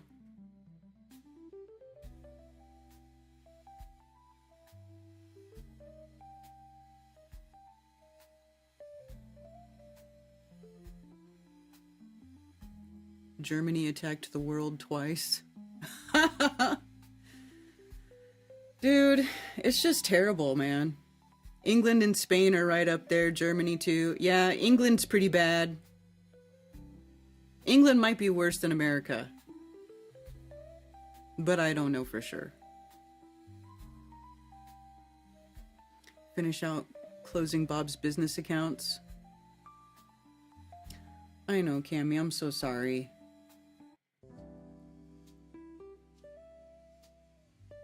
What do you think they're making about the hype of Tom Cruise making his own stunts? Do you think it's all CGI green screen? Well, you know, I don't know. I know that he allegedly did his own stunts in a bunch of the other movies that he did.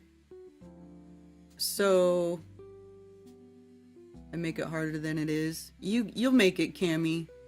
Just take deep breaths. Just breathe, and you'll make it through.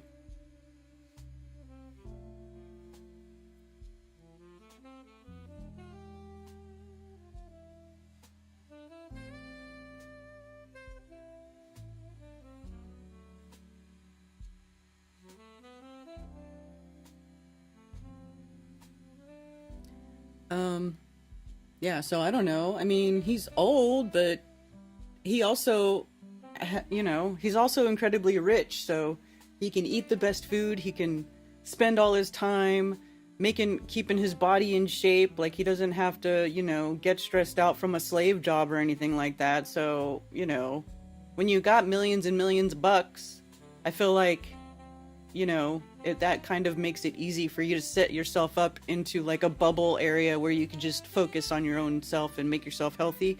Other than that, I don't really know. But allegedly, look at this guy. We're here. We can't do that. He does look more like Benjamin Netanyahu than like a Muslim guy. Taking video right now. He was wearing an orange suit with like something on his back. Spraying alcohol. Spraying alcohol, but what he did was he made it look like he was here. He's making Molotov cocktails.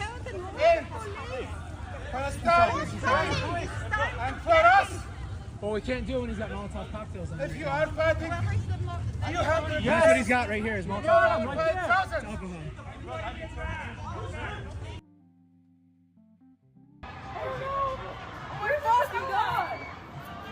Stay.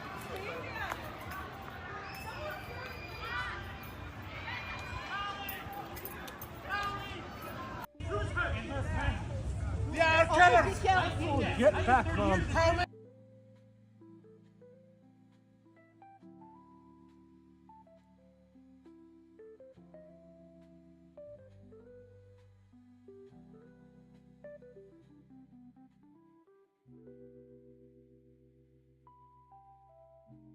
Yeah, targeted terror attack in Boulder.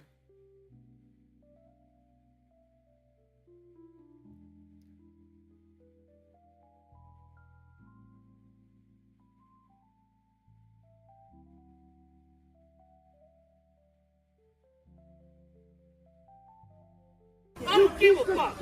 You don't antagonize shit like and you're going to jail, man. I don't give a fuck. You don't antagonize shit like that. You caused this shit. He's not right. And you're going to jail, man. I don't give a fuck. You don't antagonize. There's not really a good video from this thing.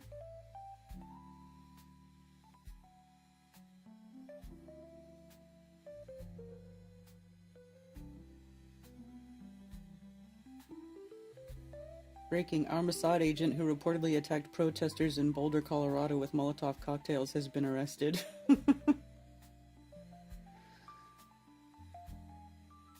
I mean, it's just ridiculous.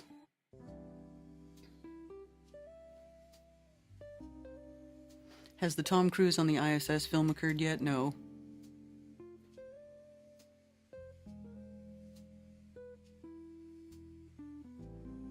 Leroy or Bubba?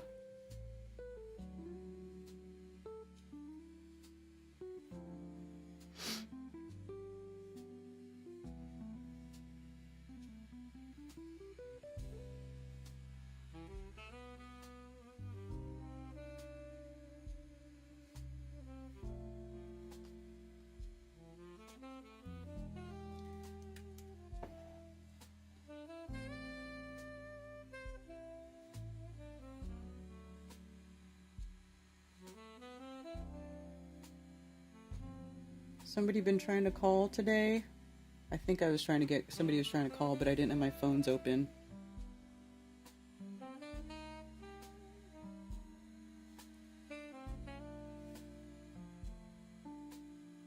It's 4:20 somewhere.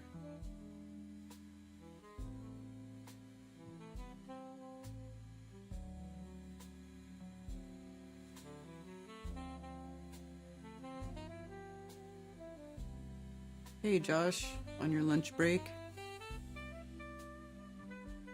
Is Mark Sargent here? Oh, Mark Sargent, hey, just got up. What did I miss? I've had nothing to do with the Boulder thing.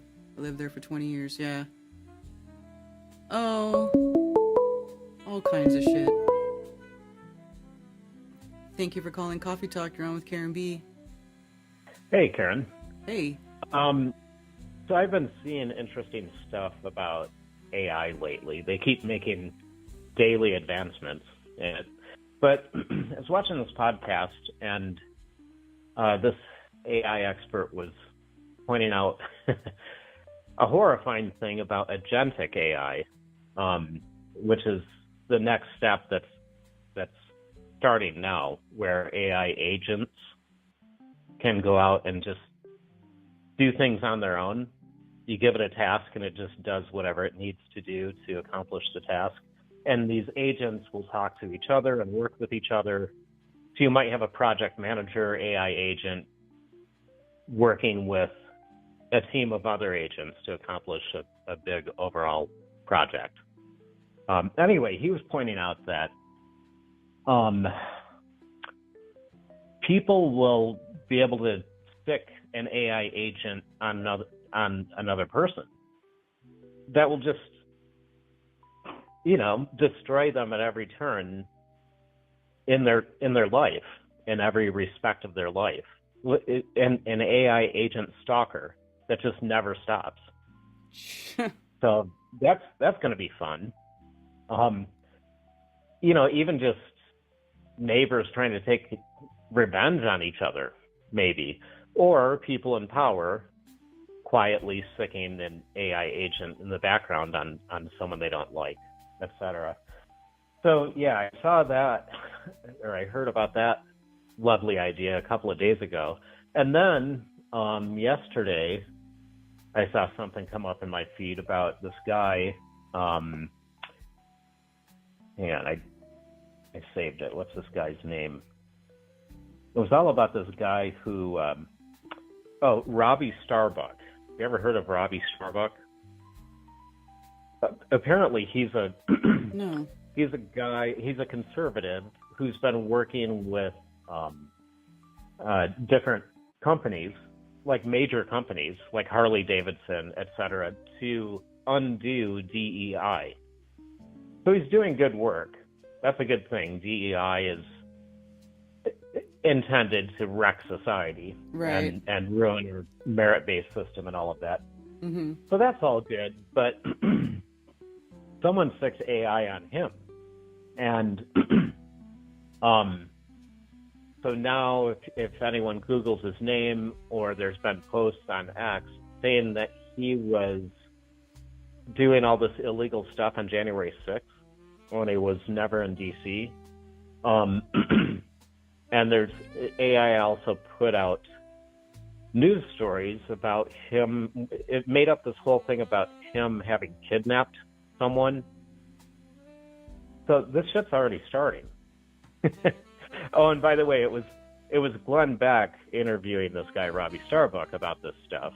And as Glenn Beck is talking about it, he goes, "Oh yeah, they could even say that you were a Holocaust denier." Now Glenn Beck, of course, got to insert the Holocaust crap into this. Like, that's the worst thing that you could do. Forget the false kidnapping charges. You could be a Holocaust denier.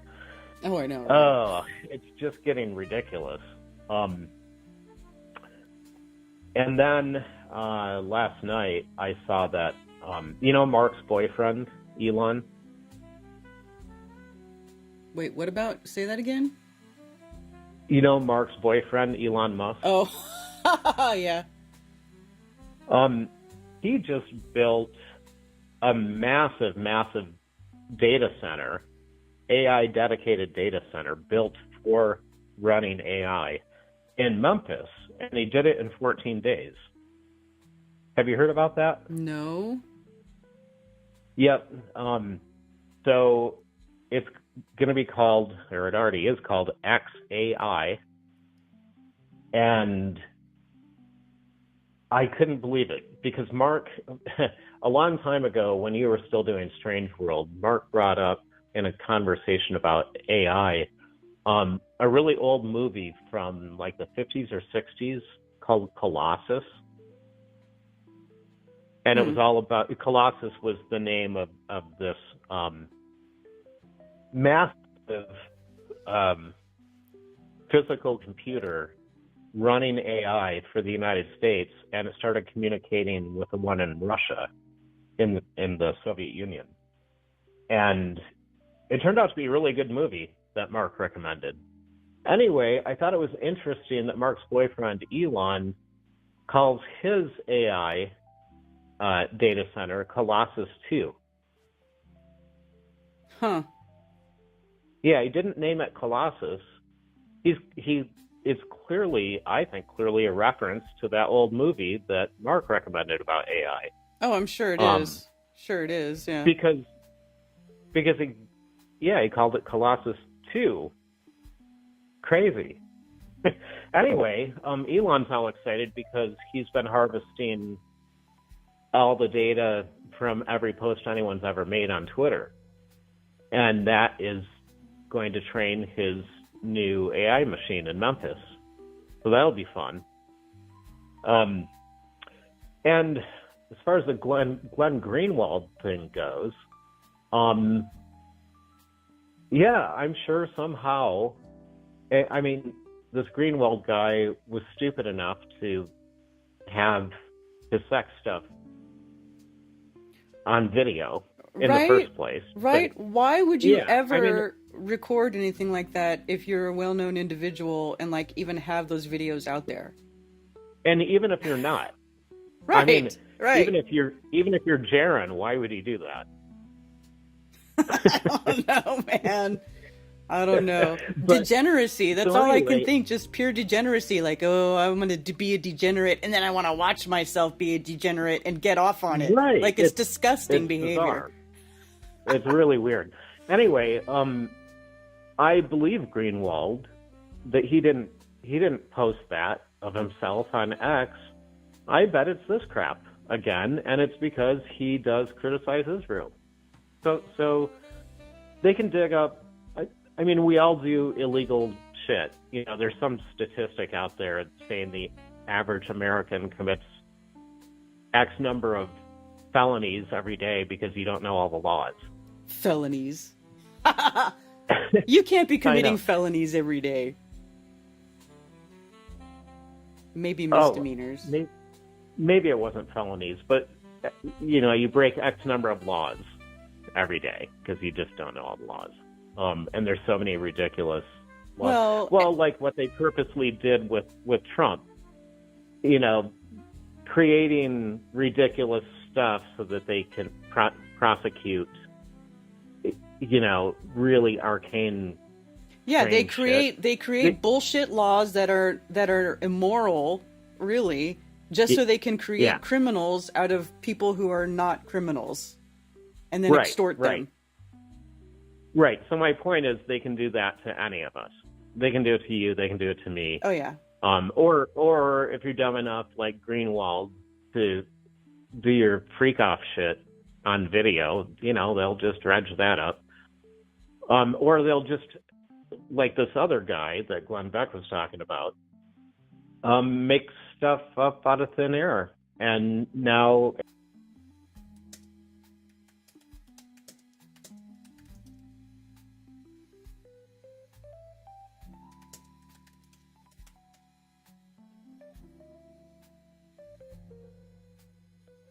Says poor. We're still going.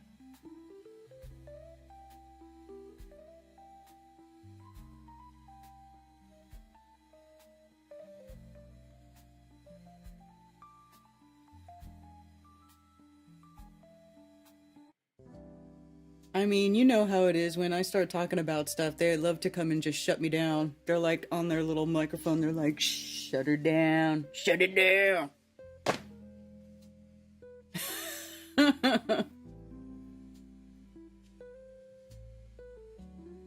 Hey, Jenny Spark. Ukraine rejected Russia's ultimatum in Istanbul this morning. Russia will now annex all land in southern Ukraine from Odessa eastwards. Then there was some allegedly some drone attack where like the Ukraine sent drones and blew up a bunch of Russia's Air Force planes. Is that true? Did that happen?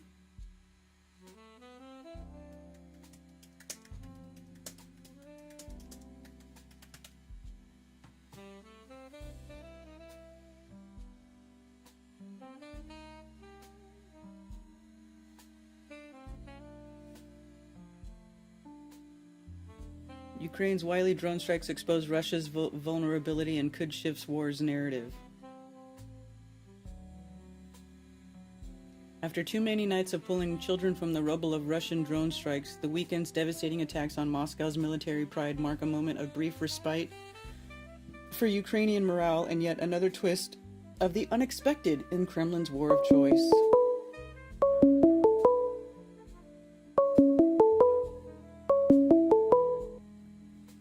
Thank you for calling Coffee Talk. You're on with Karen B. Hi, Karen. I haven't called in a minute.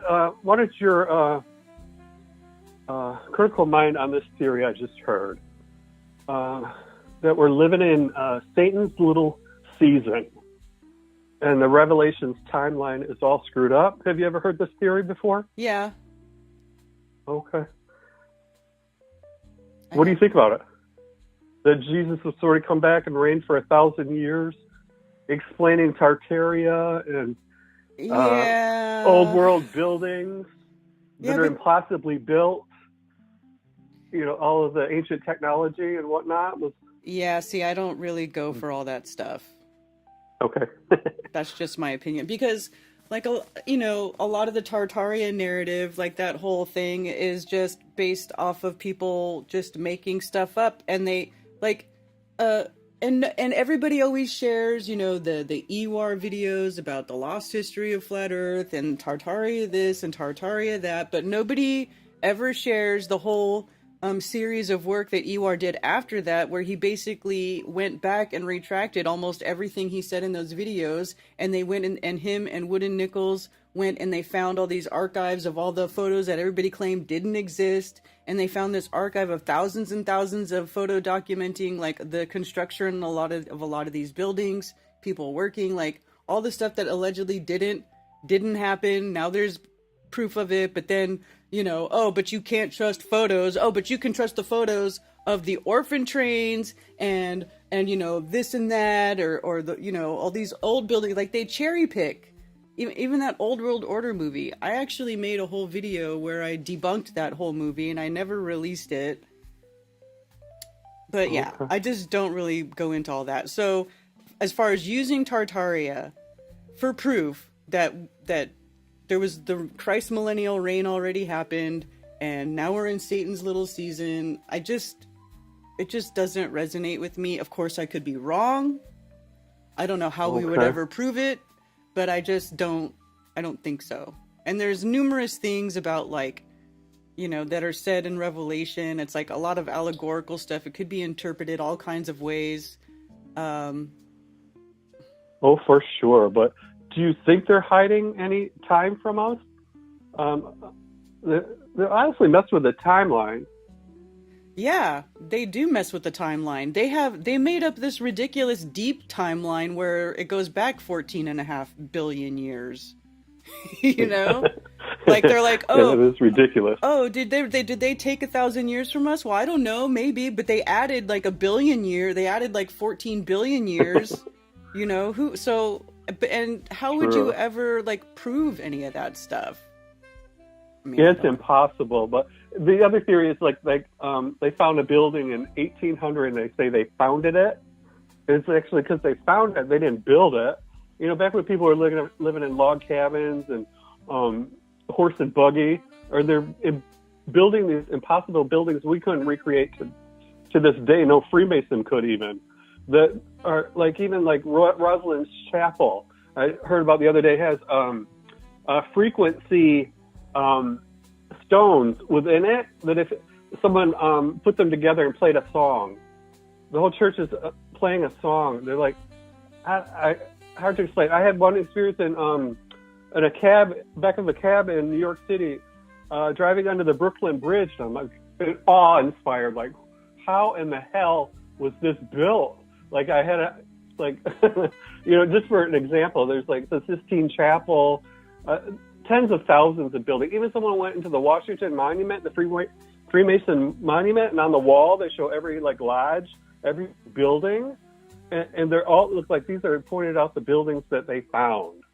You know what I mean? That are just like impossibly built. Just the sheer weight and the size of them. And anyway, I'm rambling, but. So, do you think that humans didn't build those buildings? They did, but with help. Help from? Because humans were, along this theory, if humans would be around during the 1,000-year reign of Christ, right?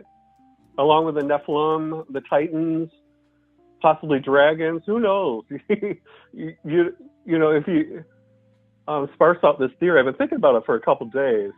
It does explain a lot of the timeline and these structures. And just the giants, I think you've seen some videos. I don't know if I'm putting words in your mouth. Like you see like these giant steps in a monument and doorways that are like 50 feet high. Like, who was that built for? Well, who would take the... I've not seen a door that's 50 feet high. I've seen them like 20 feet. But also... well, I may be exaggerating. But also, if you think about it, like, these are huge monumental buildings. These aren't like somebody's house. They're places of worship. Yeah. Like, people had a much higher regard for religion, and like that was a much bigger part of people's lives back then. It was much more important. And so there's a lot of these monumental buildings that are built. Now, if you build a giant monumental building and then you put a tiny little door on it, it's going to look dumb. And how are people going to know how to get into your building unless you make a big ass door to show them where the entrance is to your big ass building? At least that's what I think. Like, I think they're just in proportion to the building. And like they even in that Old World Order movie, they talk about the National Archives building that has the big iron doors and blah, blah, blah. And like, there's a whole thing about the guy who, the architect who designed it. And it was like, they did that on purpose because it's a National Archives building. It's like meant to be like a monument building for the country and like everything inside of it. So it's like, they build these things. It's got to be grandiose and beautiful. Right, with the purpose of it being like a landmark. But not everybody needs to live in a landmark. You know what I'm saying? True, but these buildings have lasted, for 2,000 years, 1800s. Well... There's some old churches and stuff that are like from like the 1200s, like 1100s, stuff like that. So what? That's like a 1,000 years. But also, one thing that I learned when I went to Europe, I was talking about how I went to Italy for 3.5 weeks. Now in Italy, they have all these big grand cathedrals, but they're not called cathedrals in Italy. They're called duomos. So every town has a Duomo. Like the one in Milan is a big famous Duomo. The one in Florence with the big dome, that's a famous Duomo. And so I went to all these different Duomos in each Italian city, and like if you look around, you can see like they have metal strapping like that they've bolted into the stone to like hold it together, or they a lot of them have undergone very heavy like constructive reinforcement because they're so old.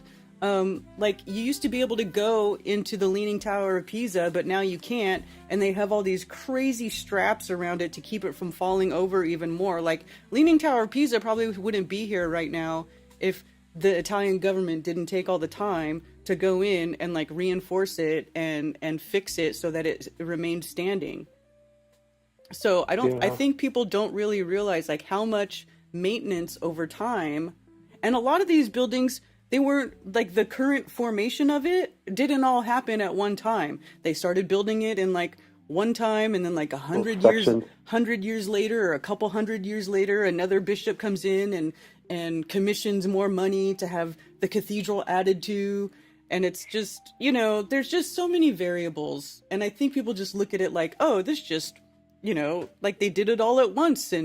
But it's not even the official story to a lot of these buildings. I would differ a little bit that some historians have said, you know, this I forget, I don't know which church it was built in a year. You know, some of the timelines of it and the foundations of the buildings. But just to change the topics a little bit too, you know, you're talking about AI and Israel and everything, all the evil that's going on in the world, and Satan's little season. And just to belabor the point and sparse out a little bit more, where was I going?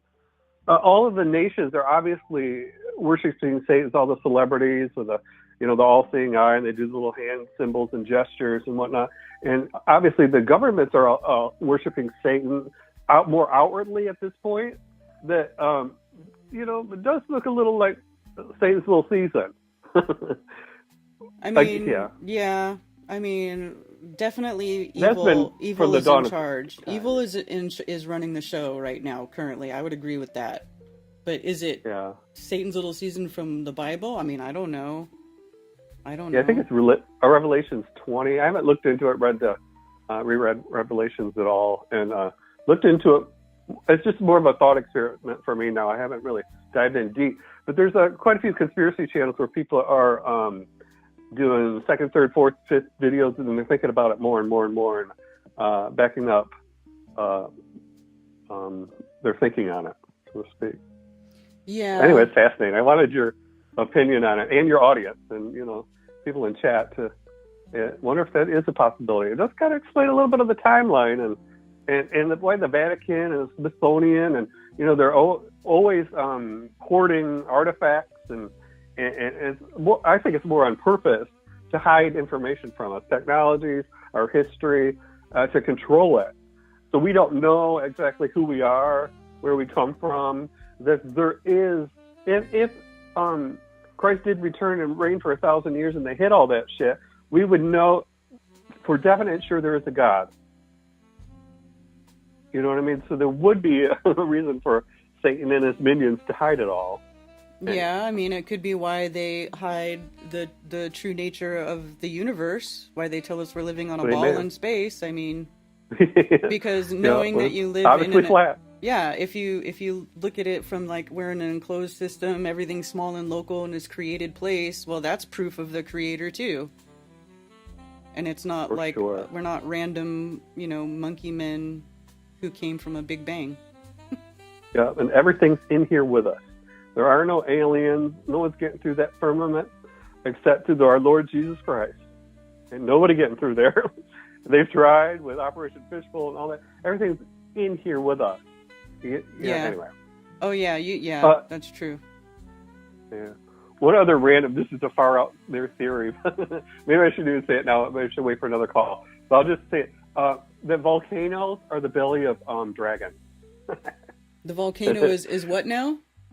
The belly of a dragon. Why the fire and the stuff is coming out? It's decaying over time. They did aerial shots of like Google Earth of different volcanoes, and they can kind of see a serpent's body, a dragon's body, and a head on each one. Not on each one, 100%. But this guy just showed about 10 of them. I thought that was interesting. The dragons were real. Are you watching Mud Fossil University? No, just kind of some conspiracy. Like I watch, what's his name? The React Files, I think is his channel, and Barry Shepp. I think it's SHEPP. Anyway, they grab all the conspiracy theories on the internet and they put them into one video. That's where I'm getting kind of these different theories and stuff. Barry STEPP, I think it's his Anyway, I won't advertise their channels on yours. But thank you so much for talking to me about it. I No problem. wanted your critical mind on the Satan's Little Season. I know. I don't know. I'm still gonna think about it more. Yeah, I know. People ask me my opinion on a lot of these things, and I just don't go for a lot of these things. That's why you're an INTJ and you're skeptical, and I am skeptical. That's why people watch you, because you have a bullshit meter and you see the patterns, just like I'm an INFJ. I see it as well. And can I say one last thing? Mm-hmm. Devil's Tower in those type of mountains that look like tree stumps. Mm-hmm. How beautiful is this? They had a theory that the tree was so big it touched the firmament, and there's 3 or 4 or 5, 10 different trees that huge that shielded us from God's pure light and provided us everything we needed under these beautiful trees. Isn't it fascinating and kind of beautiful? Do you think Devil's what is it, Devil's Mountain? I forget the name of that. Devil's Tower? Is it actually a tree stump? No, I don't. Remember Close Encounters of the Third Kind? He kept building it with all the mud clay. Mm-hmm. And mashed And potatoes. that's where they saw the aliens. Mm-hmm. Yep. Anyway. So you don't think they're trees? No. Petrified tree stumps? No, I don't, because because petrified wood is a known thing, right? Like there's petrified wood forest in Arizona, and like, you know, we identify all these different types of crystallized material. There's tests you can do. There's ways to identify petrified wood, and petrified wood is one that we can positively identify as petrified wood, where if you go to Devil's Tower, it's made of basalt, which is like a lava rock, right? Basalt is what comes out of the volcanoes in Hawaii. So like all that black stuff that you see around the volcanoes is basalt. Basalt rock is like what comes out of volcanoes, and it's nothing at all like petrified wood. It doesn't have any of the same properties as petrified wood. So for me, no, it's not a giant tree because it's not made of petrified wood. Like maybe if somebody would go and like show us, hey, look, here's a mountain, look, it's made of petrified wood, but nobody has ever done that. They're always made of something else. It's like sandstone or limestone or basalt. You know, it's something else. Or dig down around it too and see some roots or something. Right? There was that rumored post that was going around where they said, oh, a university did a study and they found a root system under Devil's Tower. But it was fake. It was fake because they couldn't even, they didn't name the university. There was absolutely zero links to the paper. Like you'd think if they had actually done something like this, that they would have published it, and then you could go find the published work of it or talk to people who actually went and did the study. But nothing like that ever happened. It was just a random Facebook post that went viral because everybody wants to think that Devil's Tower was a giant tree. Like, I get the idea of giant trees is really freaking cool, and like I get it. It is cool. Yeah. But I just don't think it's real. And it's beautiful. It is. It's a cool idea. To think that. Yeah. And there's a lot of things that talk about, like in Scripture talks a lot about, has a couple of things that talk about giant trees that spread over the land, but they're all allegorical. They're like comparing the rule of a king to a giant tree that's branches covered the land. You know, it's not like they're not talking about actual trees. Okay. And another time, one of the times it's from somebody's dream. It's like Nebuchadnezzar's dream where he talks about a giant tree. It's not like a real life thing. Okay. Yeah, I've seen documentaries too on the world's largest tree. I think it was Sargent was in the name of the world's largest tree. You know, they pale in comparison to something that would touch the firmament, but there are super huge trees. Like the largest living organism on the planet is a tree. Yeah, like the redwood trees. Yeah, I grew up in Northern California and I went to the redwoods and I saw those trees. Those are giant trees. In my opinion, those are giant trees. I want to see them. They even call it Avenue of the Giants because they're giant freaking trees. Amazing. Yeah. Well, thanks for your thoughts on that. I'm going to ponder it. I may call you back at some point. I won't hog the whole line for everybody. But I'll read the comments too of what your viewers think of the Satan's Little Seeker. I'm curious. Okay. I think it's a theory that's going to keep gathering gathering steam for a little bit. Sweet. All right. All right. Thanks for calling. Have a great day, Kieran. You too. All right, take care. Bye. I'm such a conspiracy party pooper, I know it. Turns out the moon used to have trees on it. They tested the moon rocks and were found to be petrified wood. I know! Waterfalls on top of mountains are mysterious. The rainfall cycle is not enough to keep it going. Well, but see, there's also like crazy... If you read about like underground oceans, like there's this, you know how they talk about like in geocentric flat earth terms, it's like there's the land on top, right? And then down below, it's like down to Sheol, and it's like the depths down below. Well, I mean, there's all kinds of crystal caves and inner workings under the ground that we don't know about, and if you think about it, like the volcanoes releasing pressure and water and all that stuff, it's like this whole realm has a very complex dynamic system that regulates the pressure inside of this realm. Like, right? Like, so if things are always, expelling gas, so the gas pressure would build up too much, right? So that pressure has to be like regulated somehow, right? To like regulate the atmosphere to keep it in a hospitable way, right? So I just think like when you see waterfalls that come out of big tall rocks, that's just how the pressure system works. The natural regulatory pressure system of the realm that recycles material. It cleans the water. It cleans the air. It recycles old things to like, it makes oil, right? That's just how this place works. I mean, so like, I mean, to me it makes sense. It's just like when you go to Yellowstone and there's the geyser that spews, Old Faithful, that geyser that spews like every hour and a half or some shit, like clockwork. It spews water out, every so often. Well, how does that work?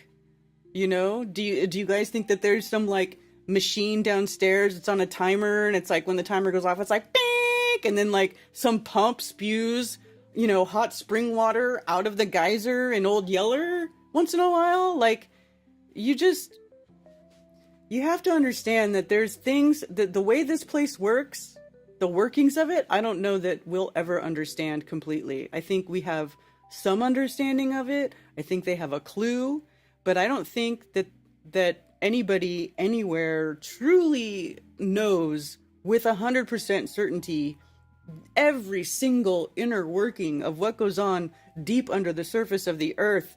I mean, how could they know when we all, have learned that they haven't even drilled further than 8 miles down, and they can't get, and it wasn't for lack of trying. It was like they tried for years to keep going past the 8 mile mark, and they destroyed a bunch of their drill bits, and it never happened. So are we ever going to know? I don't know. But to me, to like make the claim that a tall, plateau type mountain that has a waterfall coming out of it is because it used to be a building and then it got melted and the building's pipes are still working, so the broken pipes are spewing a waterfall out of the rock, out of the melted building, is fucking ridiculous. Like, it's insane to me. It is so illogical and just, it's insane. Sorry, not sorry. I mean, there's no lie in nature. Remember that? Do you guys remember that? There's no lie in nature. Nature, go out in nature. Nature will tell you what's going on. Ask the earth to tell you what's going on. She'll tell you. Some stupid man, sitting behind his computer on YouTube talking about popcorn bricks and, whatever the fuck else dumb shit they want to say is not gonna fucking tell you the secrets of the universe. Sorry, it's just not. It's not there. If you want to know about nature, you need to go to nature.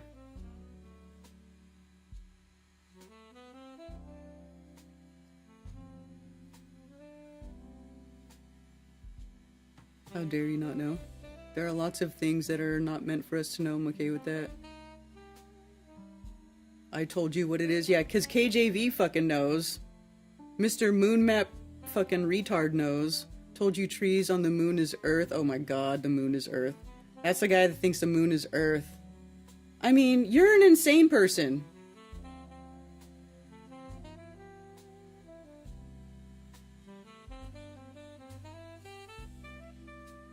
Fartarian. It's Tartarian Antiquitech pumping machine. Lunderground, you sound like an insane person. You sound like an insane person.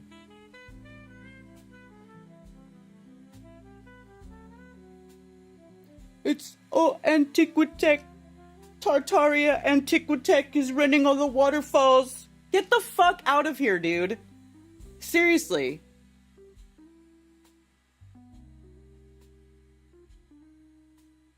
But Karen, you don't think we manifested bricks with our minds? Okay, I am Lone Fog. All that petrified wood out west, I'm thinking the trees were crystal to begin with, not wood. Then it's a crystal, not a tree! Trees are made of wood! It's an organic material! You can burn it with fire! If it's crystal, then it's a fucking crystal! Don't you guys get it? Oh my god! Oh my god! Underneath the earth, the pillars underneath the earth are made of crystal! Quartz is the most plentiful mineral on Earth. On Earth. And crystals are fractal. They look the same when they're super tiny, so small you can't see it with your eye, as they do when they're freaking giant. It's a crystal. Anybody who wants to tell you that the trees were silicone pillars, silica is quartz. It's a crystal, not a tree. Don't you get it? Durr. Come on.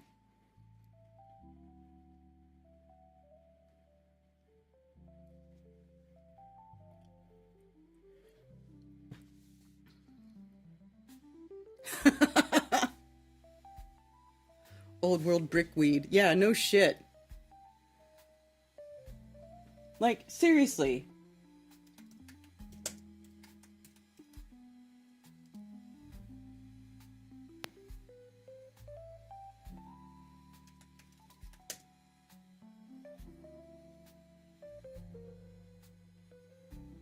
I mean, look at how big crystals get. They're huge. And these are just the ones that they were able to pull out of the ground. They get so big you can't even pull them out of the ground. That's not a big one. This is the biggest quartz cluster on display. But look at this. So that quartz crystal right there is like the width of a tree, right? Look at this. What about the Naika mine? Where they have giant selenite crystals that weigh many tons and they're bigger than men. They're the size of trees, but it's not a tree. It's a crystal. It didn't grow from a seed. It didn't grow from a root. It formed from a super saturated crystalline slurry under the earth, heated naturally by the earth, which then formed the perfect conditions for the crystals to grow.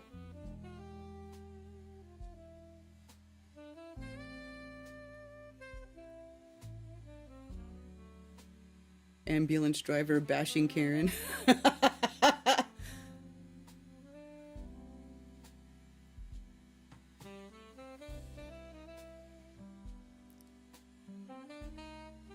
learned a lot about crystals from Karen. I never knew how important they are. Dude, seriously.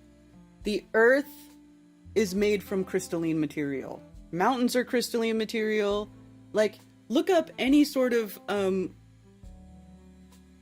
quarry. Let's see.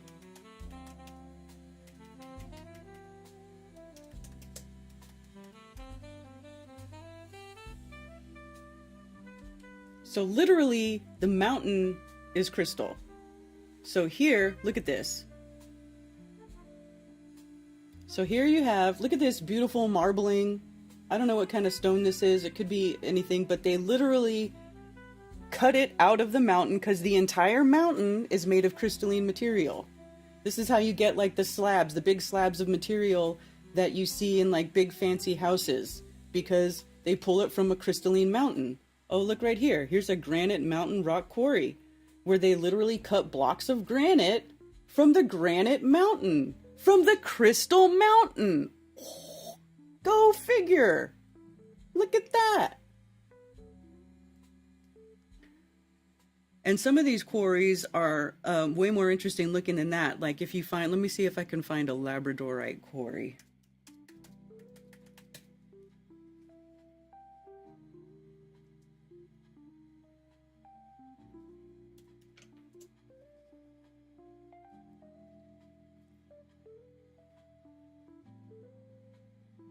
So here, look at this. A giant block. See these little colors, those flashes of color? Those are just different types of flash that you're getting from the mineral inside of the labradorite. And look at this guy. He's standing on a mountain of labradorite. So yes, the mountains are literally different types of crystal. Literally. Now, some of them are more interesting than others. And then we start cutting into them and making giant slabs like labradorite. And others are just not. But like, look at all the different types of granite. That's labradorite. Granite is 3 types of crystal all together, and it's a conglomerate. It's like usually it's quartz, mica, and feldspar, which is all crystalline material. And the entire mountain will be made of granite. And then that's how you get big slabs, like tabletops, countertops, anything that's oversized. This is how they get it, from a quarry on the side of a mountain. So it's not a tree, it's not petrified wood. Hey, Ralph Farmer, welcome to base. Thank you for joining the channel, sir. Living crystal, growing crystal, like a tree. Okay, look. I'm going to show you guys something. Let me see if I can find it.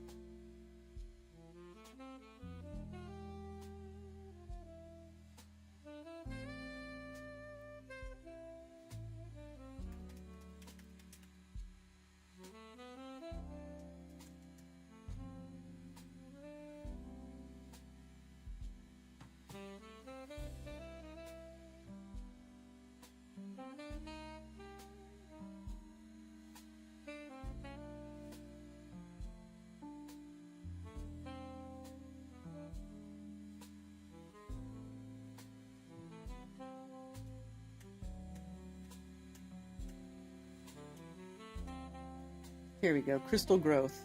This is from my presentation about crystals that I have been working on but have not actually done or presented anywhere in complete length. But check this out. This is a slide about how crystals grow. Crystals, yes, they grow, not the same way as a tree, but they do grow under the correct conditions, just in the same way where they seem to be manifesting from nothing. But it's basically, it's a slurry where the particles, the certain mineral gets put into the correct environment, and it is in such a way that it's able to create these crystalline bonds and form crystals as you are used to seeing them. Crystals formation, the start of a formation crystal in the form of a spiral ring. So even if a crystal is cube shaped or octahedral shaped or whatever, it literally forms in a spiral. And then they can have growth rings.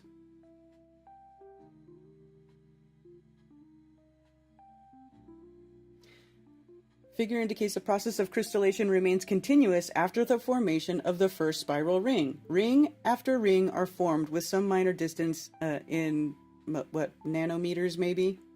But this is how crystals grow. They do grow.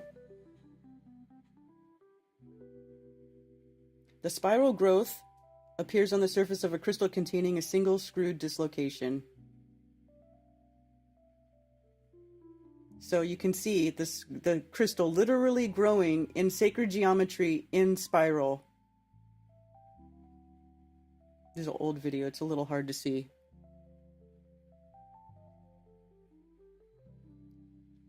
But they do. They grow. You can watch them grow. But they're not trees. And trees are not crystals. Unless they get submerged in a supersaturated slurry. And then the crystal material replaces the tree's organic material. And then you get petrified wood. But it still holds the some of the features of wood. Look.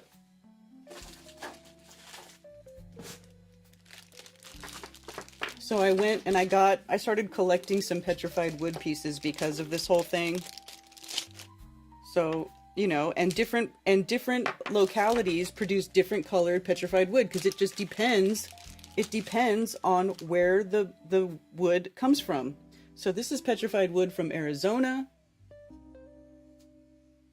Right? You see how it's got those red colors? This is petrified wood from Yellowstone County in Billings, Montana. And you can see it still has the wood grain. It still looks like wood, but it is definitely not wood. It's got that crystalline material now because it's petrified wood. The wood was replaced by mineral material while it was submerged in a supersaturated slurry. And here's another one. This is a green petrified wood from Humboldt County, Nevada. It's got like a green hues to it.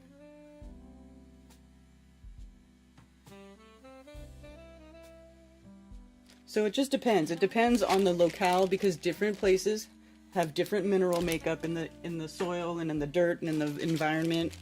And so they turn different colors. Different minerals turn things different colors. Like amethyst is quartz. It's purple quartz, but it's still quartz. It's quartz with an additional mineral in it that gives it that purple color. Same with citrine. It's quartz, it's yellow, but it has an additional mineral in it that gives it a different color. Same with spooky quartz, which is black quartz. So here you got purple quartz.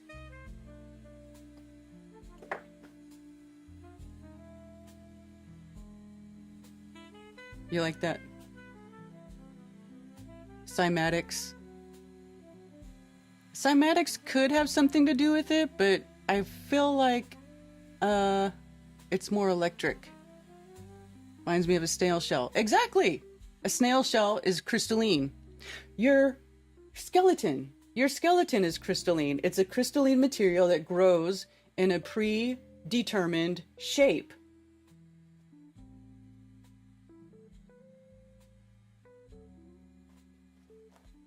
So yeah, you can witness these growing. There's, you know, it's not a tree that then turns in, you know what I mean? Like there is instances of petrified trees and stuff, but they're not, the mountain is not a petrified tree. The mineral kingdom is like the foundation of everything. You guys are sending me on a rant. Thank you for calling Coffee Talk. You're on with Karen B. Hey, Karen B, it's Tony Coriolis. Hey. Hey, yeah, in regard to the crystal stuff, I got to be a little quick. I got a flat tire at work, so I'm leaving early. You know, and just touching on how my car is a flat tire. You know, I said my car is a mask on the front. Mm-hmm. Now my car, the new car, does not have a mask yet. And then look what happens. It goes and gets flat tire sickness or something. So everyone protect your car with a mask. Because look what happened to my car, yeah. But no, I just wanted to touch just a little bit on how there's so much that we don't know. And the crystal stuff, I remember from an old Globebusters tech, you were talking about the piezoelectric crystal. And then I said how I heard that we have one like in our brain. You know, they say your brain fires like signals and stuff to remember stuff. Yeah, and like how you even said that you remember the guy telling you like, oh, I'm surprised to see you this next morning. Like, it's weird how just everything works. And like, what would science say to that? Oh, well, your crystal fired correctly for you to remember. Like, such a, I don't know, there's so many questions to stuff. But aside from the crystal stuff, I just wanted to say, Glowbusters Tech also, how you were doing the episode, I think 2 weekends ago or something, 2 weeks ago, about like that one car that maybe doesn't need gas or something. You remember that one? Oh yeah. Yeah, the guy Yeah, who said he made the like free energy car that just transforms Yeah. radio waves into energy. Yeah. Yeah. So, okay, my thought on that, perfect test to see if that actually works. I think you said it was like 14 grand or something. I forgot what it was, but it wasn't super high price. Right. Yeah. Someone it was needs to get that. Yeah, it was like 14,000 euros. I was like, that's it? Yeah. I really think the perfect test would be if someone gets that for Ben Balderson, and if he can't make it work on a vehicle, like if he can't use it where he lives, like there's no point to it, you know. And I get that he is kind of off the grid, like he's not in like a normal city street type of place, but if it wouldn't work for him, I think, yeah, it's what's really to that thing. You know what I mean? Yeah. Yeah, there's a lot about that story that raises red flags for me. Yeah, for sure. But yeah, I just wanted to shout that out because there's no one I would really like. Ben Balderson knows his stuff with cars and everything too. And if someone got him that whole kit and he couldn't like just throw it on like an old car that he has or something, yeah, gonna deal with all this stuff now. So, all right. Thanks, Karen. Thank you for taking my call. All right, thanks, Tony. All right, peace out. Later.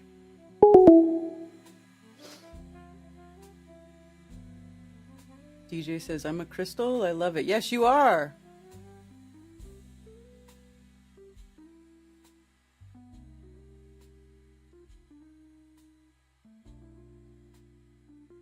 The moon is crystalline. I actually agree with you on that, KJV. Now I know that we're all crystals. Watch out. I use a baby Herc as a substitute for a glass screen in the bowl of my glass pipe. That's hilarious. And it doesn't get damaged from the heat? That's pretty good.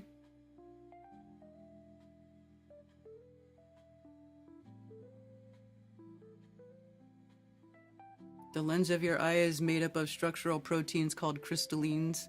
This is why it's sometimes called a crystalline lens. It has the highest concentration of proteins. Yeah, man. Totally. And crystals, you know, not everything crystalline is super hard, too. Like, there's a Mohs scale, right? And it goes from 1 to 10. And different materials fall somewhere, different crystalline materials fall all across the spectrum of the Mohs scale. So, yeah. Your lens, your eye lens, absolutely would qualify as a crystalline material.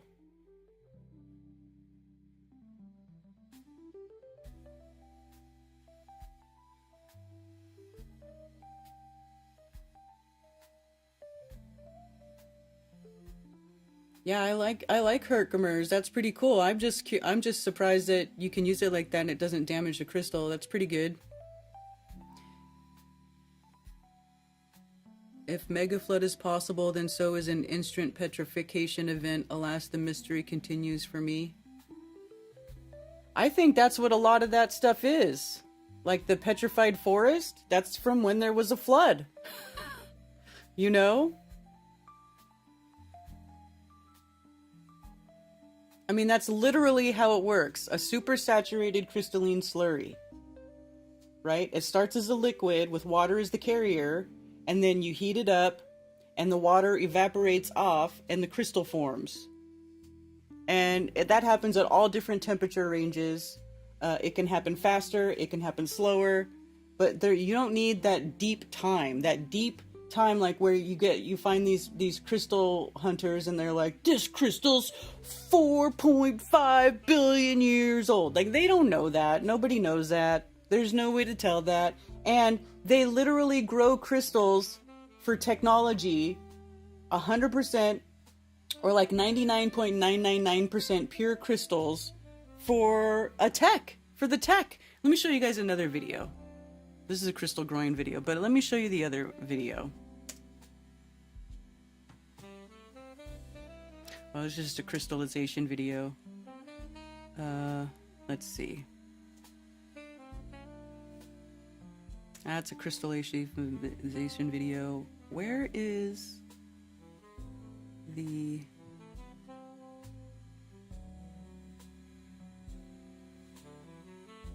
Here we go.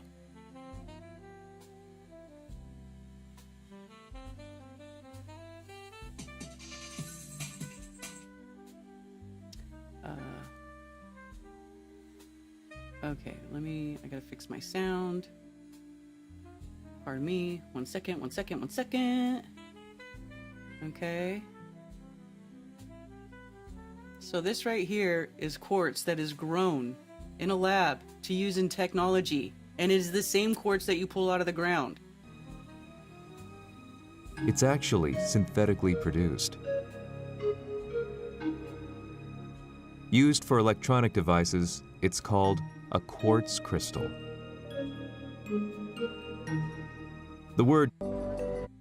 So they go... I'll show you. Signals for the movement of semiconductors. Electricity is generated when pressure is applied to the surface of This is quartz explaining crystals. piezoelectric properties of the crystal and why they use it for timepieces and stuff, because it's very steady. It holds its frequency. Okay, so here is where they're making crystals. Look at this.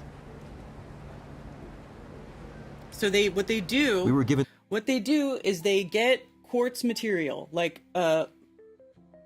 freeform mass quartz material, and a lot of that actually comes from spruce pine here in North Carolina, because it is the most pure, it is one of the most prolific pure quartz mines on Earth, okay, right here. And so what they do is they get this raw quartz material that they pull from the crystal-sized mountain, the mountain that is made of crystal, and then they ship that big quartz crystal to these places, to places like this. They dissolve the quartz back down into a supersaturated slurry. They insert a thing that has a bunch of seed crystals on it, and they literally cook it. They're giant autoclaves, and then in 6 to 9 months, they pull out a bunch of pure quartz crystals that are ready to be sliced up into 1,000 pieces to be used in Special permission technology. to see the production area rarely shown to the public. Rarely shown to the public. Look at this. There are crystals inside, and we're going to bring them up.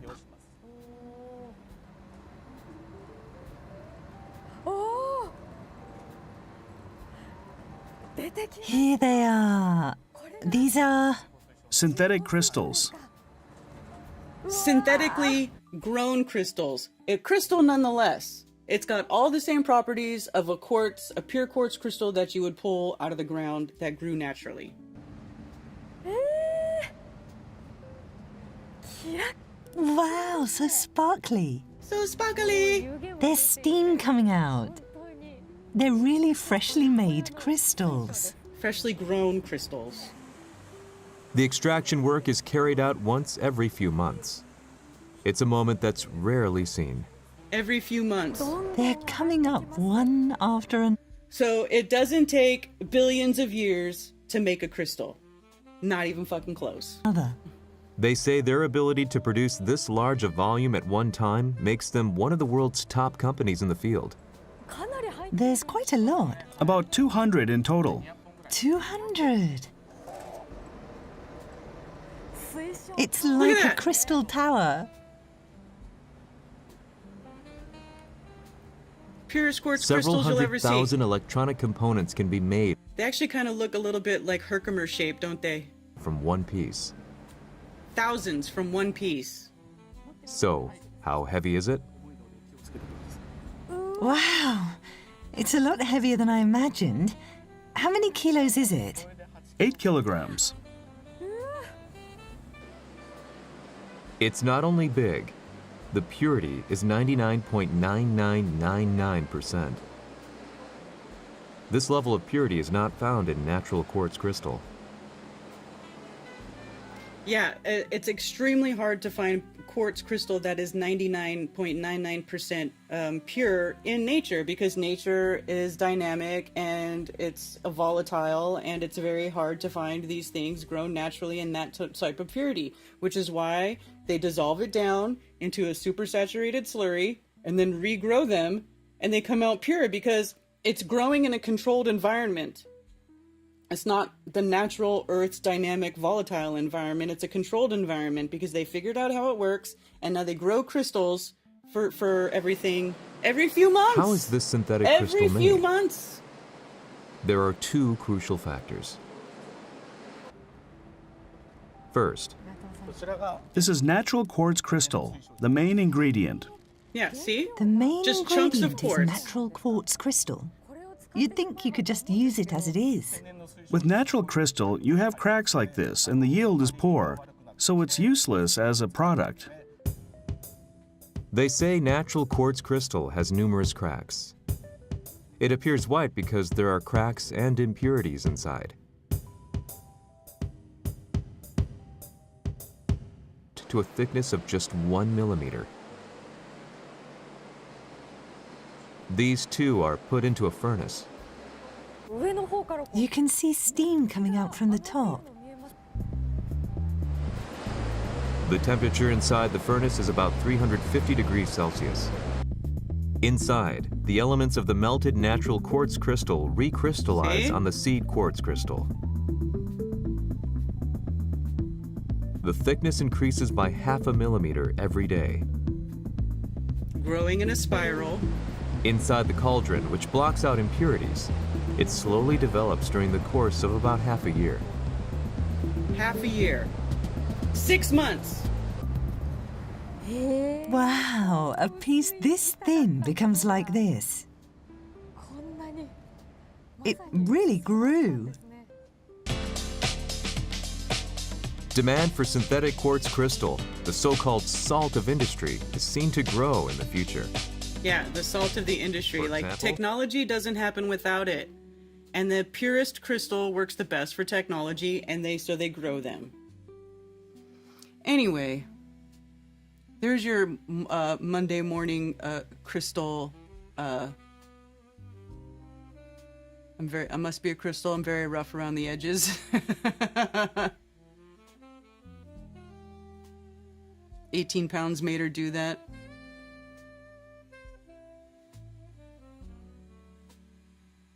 Diamonds, instead of a slurry, they do it in gas. Yeah, sublimation.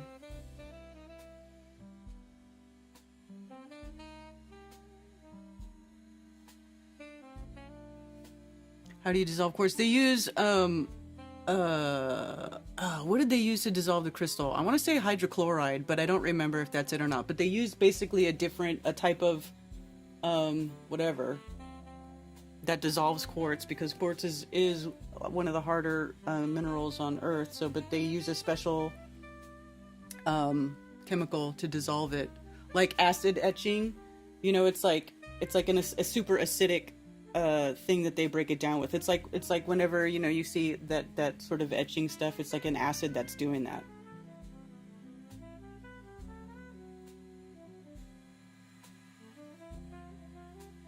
The slurries in nature are not pure silica. That's right. Hail, Ben. Good to see you.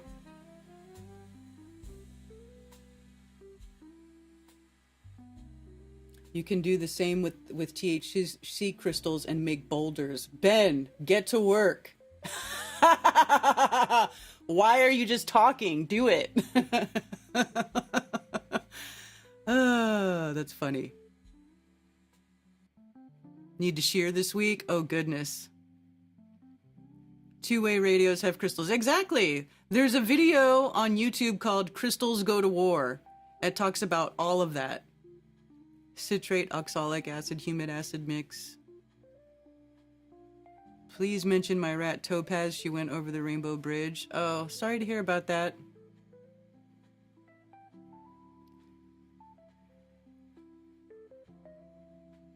Free ranges. Keeps going and going. Oh, should I end it? Am I going too long?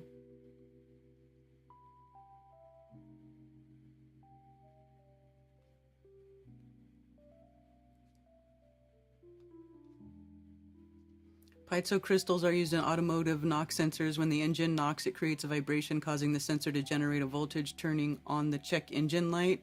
Interesting. That's interesting. Did not know that. July 4th, false flag rumors.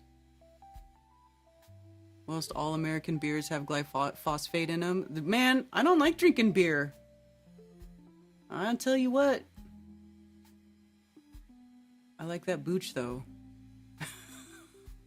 And some vodka and some whiskey occasionally. Occasionally. The worst of the worst has already happened. Can you go over how a skeleton is crystal? Is it just because the material or way it's made? Well, your skeleton grows inside your body, and inside your body is kind of like a slurry, right? Your moist, warm insides. But what is a crystal made out of? Or what is a skeleton made out of? Let's look it up.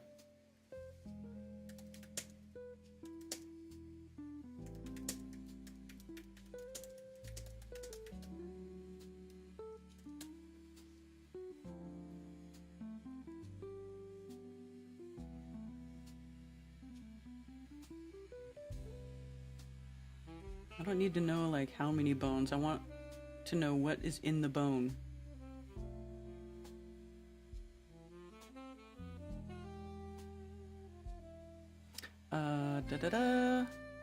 Protection.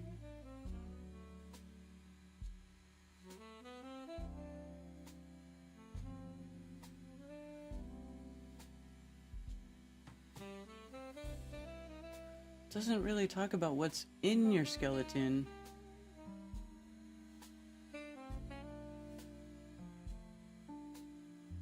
Bone anatomy, let's see.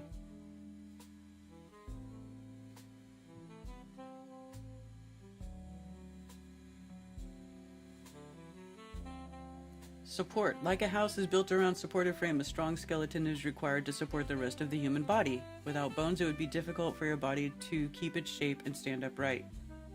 Well, we all know that, but I want to know what is the makeup of bones. It's, let's see if I have to ask a different way. Let's see.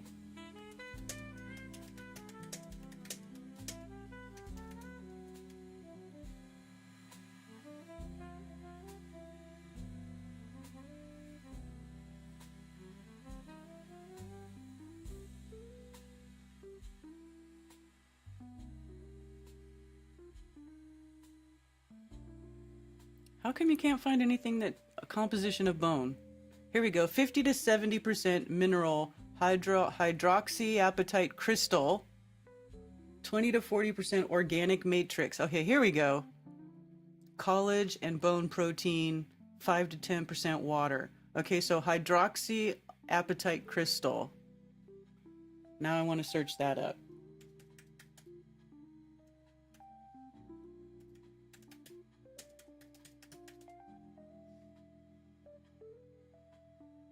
Phosphate mineral, hydroxyapatite mineral. A naturally occurring mineral from calcium apatite with the formula Ca5 blah blah blah blah blah blah blah blah, to denote that the crystal unit cell compromises two entities. It is the hydroxyl end member of the complex. Why did it skip around? Of the complex apatite group. It crystallizes in a hexagonal crystal system. Hexagonal crystal system is also what water crystallizes into. You know how every snowflake has the 6 points? It's because it's a hexagonal crystal system. Let's see. It crystallizes in pure hydroxyapatite powder is white. Naturally occurring apatites can also, however, also have brown, yellow, or green colorations comparable to the discolorations of dental fluorosis.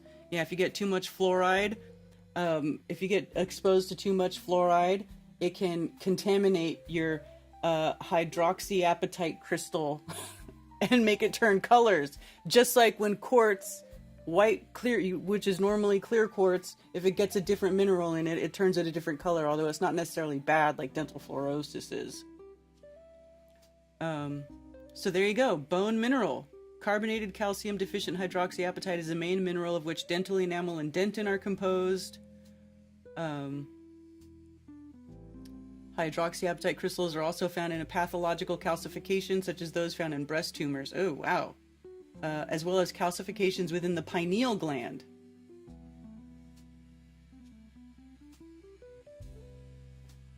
So there you go.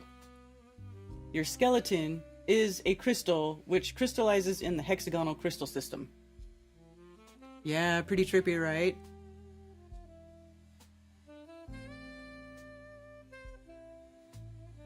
We are all made of crystals, DJ. That is correct.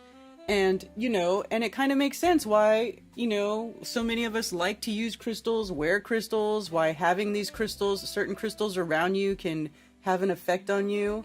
You know, it's just, it all makes sense. And there's science behind all of it. So, you know, I just find it completely fascinating. And to dismiss it as, you know, something else, you're robbing yourself of getting a much better, broader, deeper understanding of how this place works and the things at play here. Like calling it, you know, melted brick buildings is crazy person retard talk.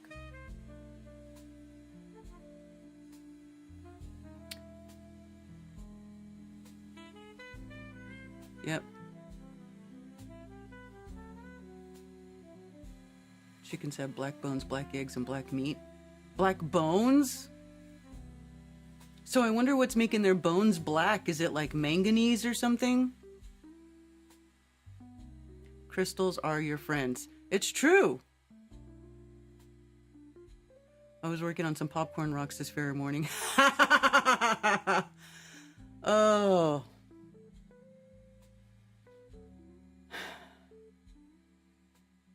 Melanin?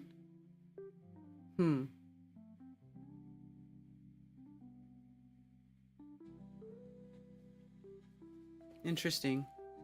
Hydroxyapatite crystals on matrix. Oh look, here's a hydroxyapatite crystal. It kind of looks bone colored, doesn't it? It is kind of bone color. Interesting. Yeah?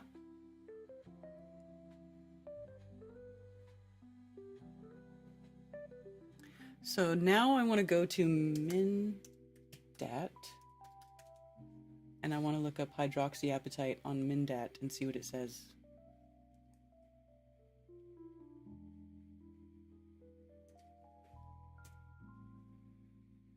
Hydroxyapatite can be white, gray, yellow, green, violet, purple, red, or brown.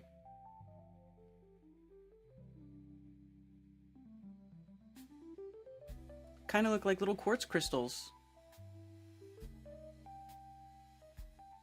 Here's some green ones. Ooh, those are cool looking. Neat. Neat. Named hydroapatite in 1856 by Augustin Alexis Darmour from the Apatow. To deceive, as apatite was often confused with other minerals, example beryl or millerite, plus the hydro prefix for the water-rich as hydroxyl nature of the mineral. Now, and being a water-rich mineral, that makes sense because our bodies require lots of water to function, right? So this mineral holds water. Interesting. Hydroxylapatite is a very important biomineral. Carbonate-bearing calcium-deficient hydroxylapatite is a main mineral of which dental enamel and dentin are composed of.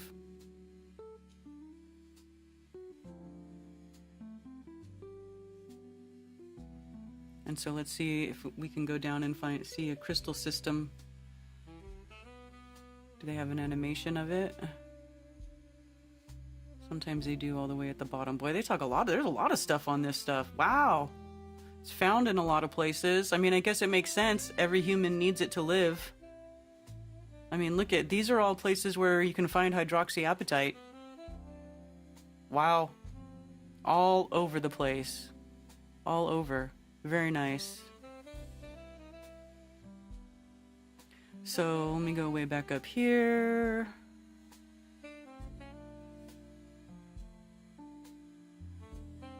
Okay, 80 photos of hydroxyapatite associated with quartz, which is SiO2, that's silica. That's what quartz is. So whenever somebody says the trees were silica pillars, they're basically saying it's crystals, not a tree.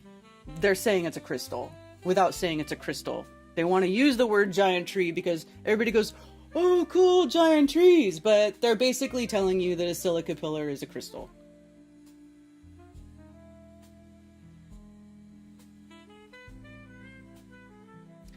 So...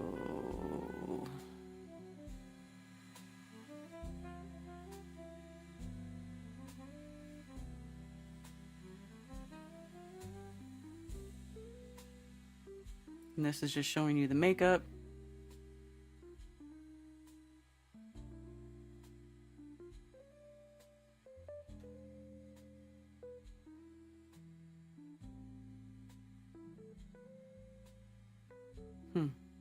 Anyway, there you go. That is the crystal that makes up your bones. And we all learned something today.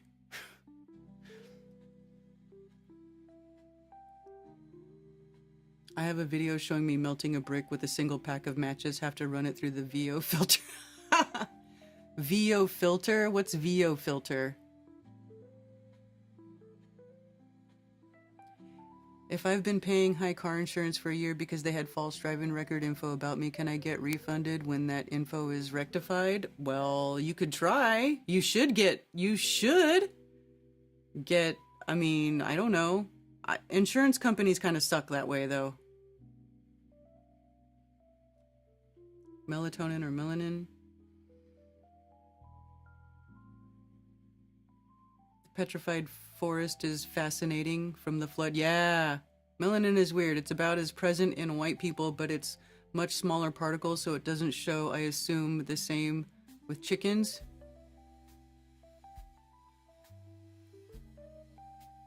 There's a new Bigfoot video. Oh, that's right. Somebody said there was a new Bigfoot video. I'm gonna have to go check that out. Let's check it out. Too blurry? I think Sasquatch is blurry. That is the problem.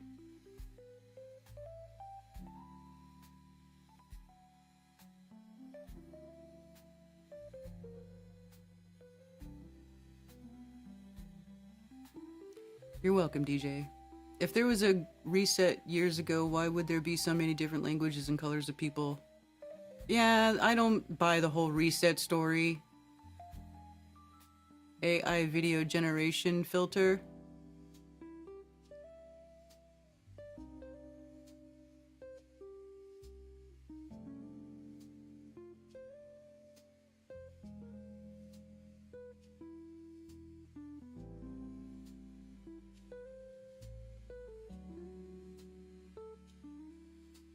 Sasquatch walking around and pixelated in real life.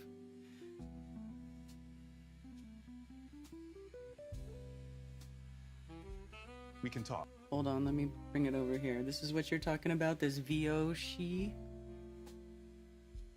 No more silence. Yes, we can talk. We can talk. We can talk. We can talk with accents.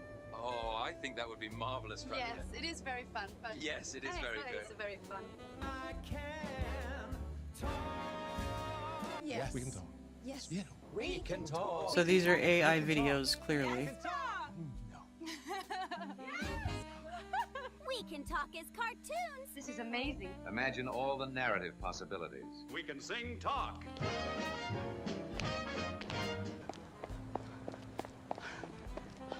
Let's talk. So, what are we going to talk about now? What are we going to talk about now that we can talk? I have no idea. What do you want to talk about? Now that I can talk. No. I don't know if I have something to say. We can talk about how magical this is. I'm a hallucination. I want to say something important, something deep. The future is still in our hands. That's cliche dialogue. Let's not talk. Yeah, I've seen some AI videos where you're like, dude, AI is getting better. Rest in peace, Mitch Hedberg, yep. Nothing to see there unless you like caves.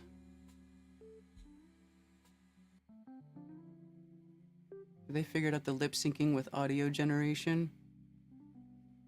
Well, animation clips, you know, like there's animation programs that were able to do that before AI. So I'm sure that's just a more advanced version of an animation where they know the general shape that your mouth makes whenever it makes certain sounds. So whatever. Commercials will all run this style soon. Yeah, right? Why even? You don't even need Hollywood anymore.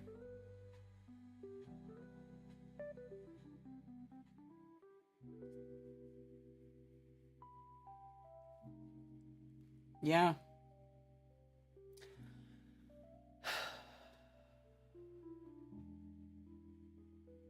I think Mark is AI.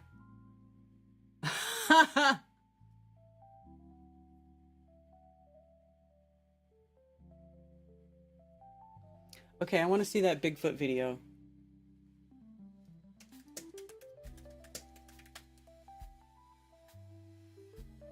Witnesses claim to have captured a video of Bigfoot-like creature near the upper Colorado River.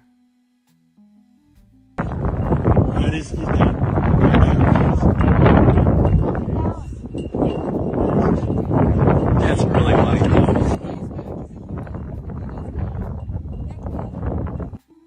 Several witnesses, huh? Let me see. I mean, that's a squatchy looking video. Let's see.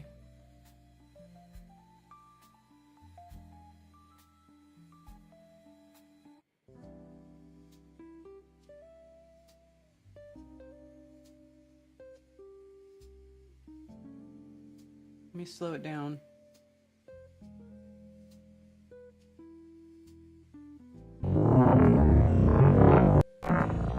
And mute.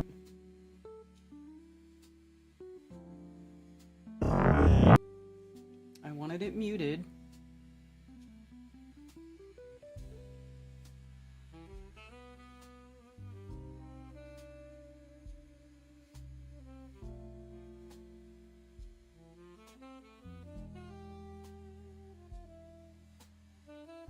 I see, it does seem to be walking on 2 feet. And then that's it. They lose sight of it after that, right? I don't think it shows up again in the video after that one little blip.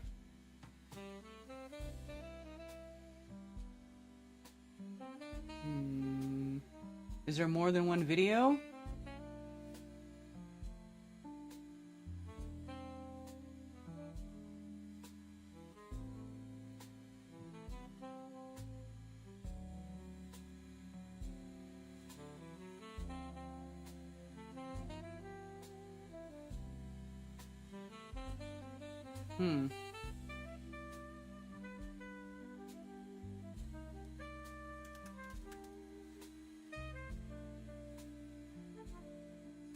Expedition captured this while hiking down to the upper Colorado River.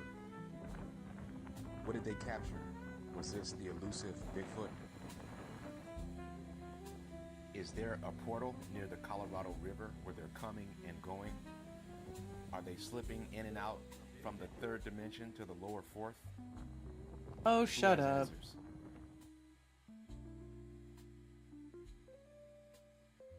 This is looking a little bit phony Bigfoot fake suit to me right here. That's looking a little phony. And you know, I grew up in California, in Northern California, going to Tahoe and stuff for camping trips. Almost every time we went to Tahoe, there's some knucklehead out there running around in a gorilla suit. Like literally almost every time. And everybody's just laughing. Full bull.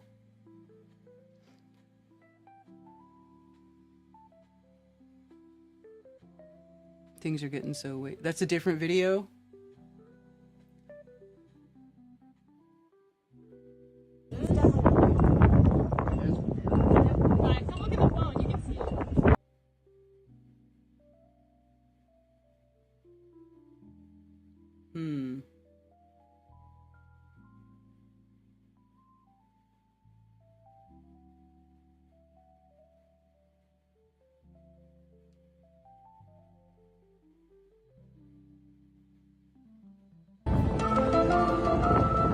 Of course, yeah. X-Files.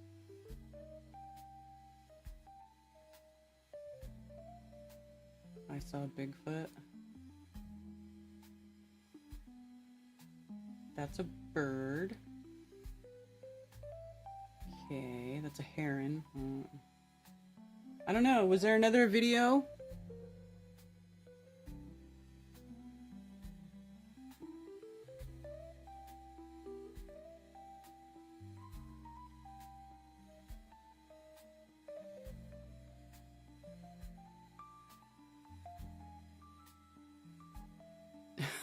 Your bowl broke into the cow pen.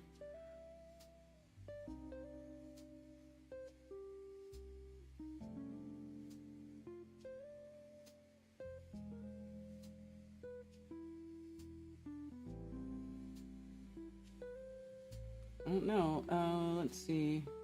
Latest.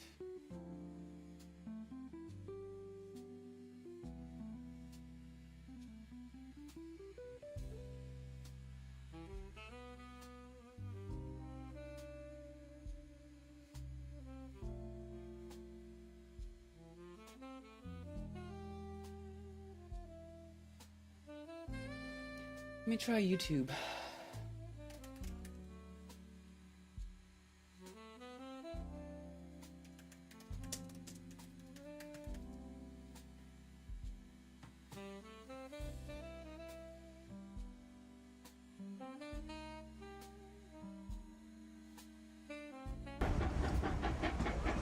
So you're on a scenic train ride through southwest Colorado. Oh, this when is a year suddenly ago. You see...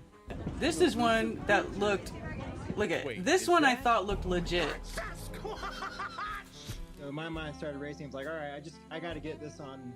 I got to get a clip of this. Brandon here was on a trip from Florida, just expecting to, see mountains, but then the couple in front of him noticed a mountain of a man. It's not easy keeping the camera stabilized at that zoom level. Pretty sure it's just Sasquatch down there. Even from a moving train, Brandon's video was way better than most clips we've gotten of Bigfoot. And as you probably know, soon it was everywhere. All right, just squat it down. Harry's dropping the Hendersons off at the pool.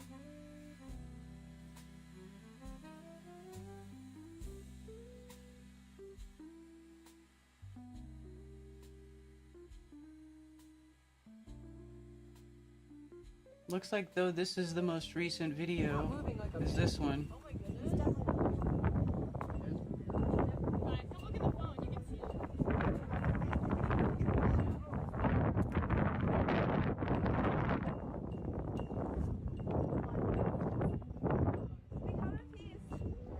It's hard to tell because you can't see the legs. Like that's usually my It's an elusive creature. like this one. All right, just squat it down. While track. It's an elusive creature.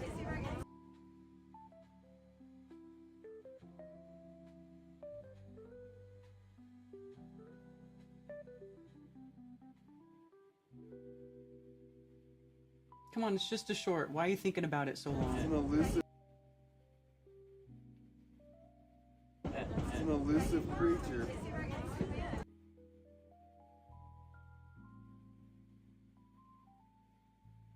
He's not moving like a man. Oh my goodness. It's an elusive creature. All right, just squat it down. Yeah, let me see your camera. I'll do it.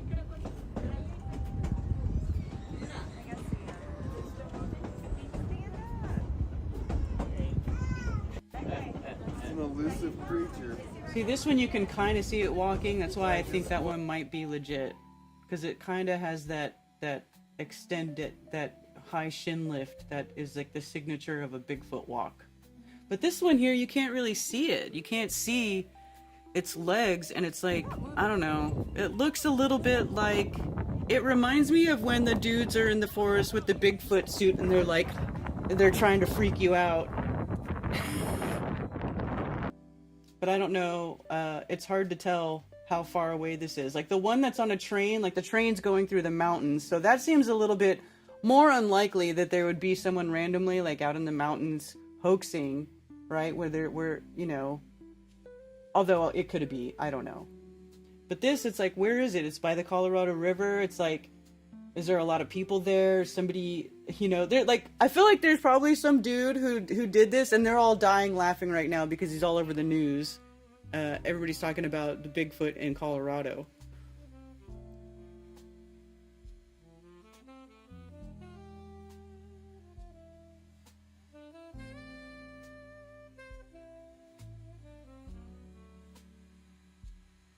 Tenacious D play Flatlana. Dennis, are you kidding? Jack Black is like a disgusting person.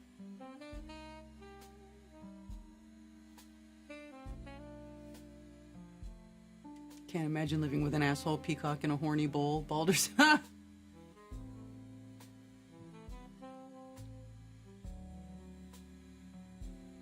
Which one? The... Let's see. Let me go back to X. And close some of these tabs.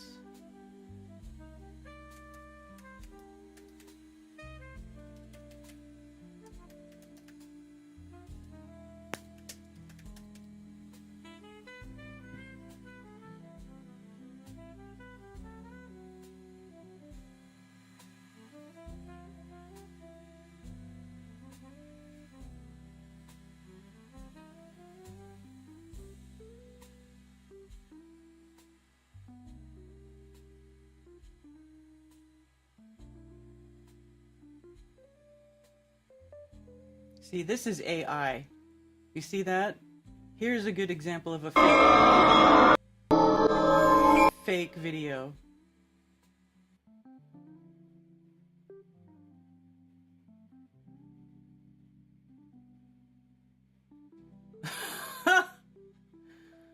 That's some fake shit.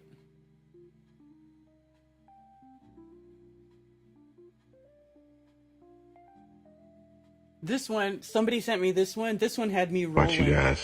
This one Clear, had me rolling. HD.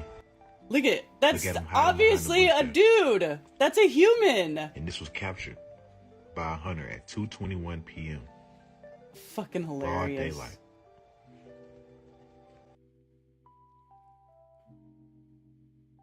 I want to find that other Colorado video.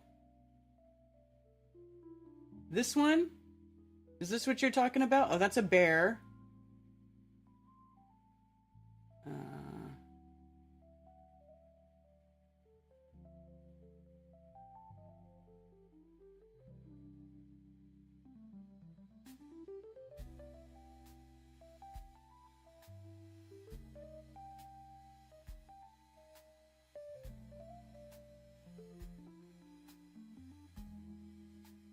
Yeah, a lot of these are clearly fake. There's so much hoaxing in the Bigfoot world.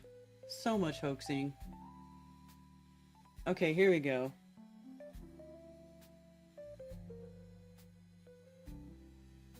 This is, I don't know how much I can blow it up. Billingtano, if you want to see this one, look up 2023 Bigfoot Colorado from a train.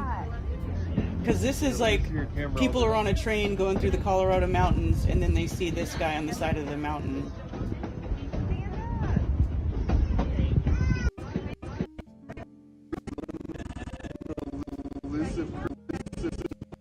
And you can see him walking a little bit. An elusive creature. And it does seem to have the proportions of what would be a Bigfoot and not a man. Because there's a very specific way that they walk, which is no human can possibly replicate it, because humans just don't have the same proportions as and physical makeup as a Bigfoot. So that's interesting. Yeah, you're gonna have to, you should look it up afterwards. It's the Bigfoot filmed from a train in Colorado, and it's a couple years old now. But it is hard to see if you're not looking at it on a big screen. Like Bigfoot, and that's another reason why it looks legit to me, because he literally just sits down and blends in with all of these little bushes on the side of the mountain. He just becomes part of the side of the mountain. And that's totally what they do. They're like camouflage masters, right?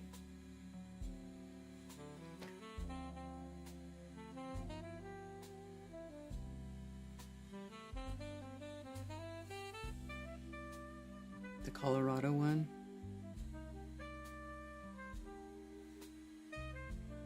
There's a history of sea serpents who believe they are real, published in the 1880s that expose in detail the atheist stunts involving fake sea serpents since 1700s. Yeah. He was out of weed and need to go to his dealer. That's when they show themselves.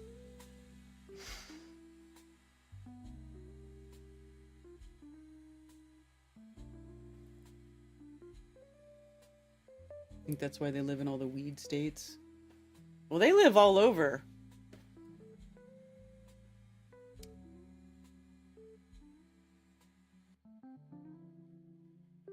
I don't know if his name was Peter Parker or they were just calling him Peter Parker.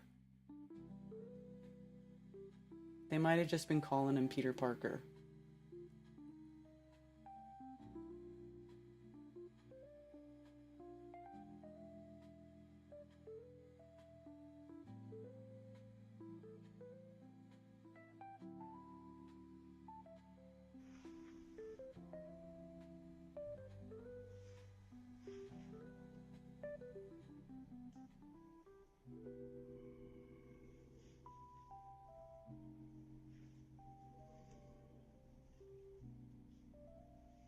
What?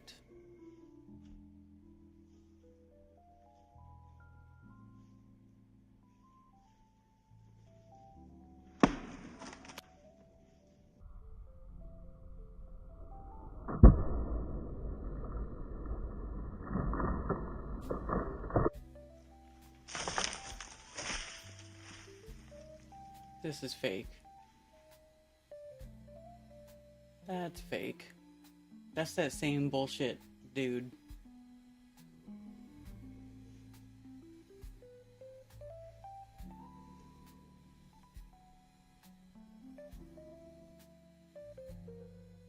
Watch, let's replay it. It looks like the same face from that other bullshit video.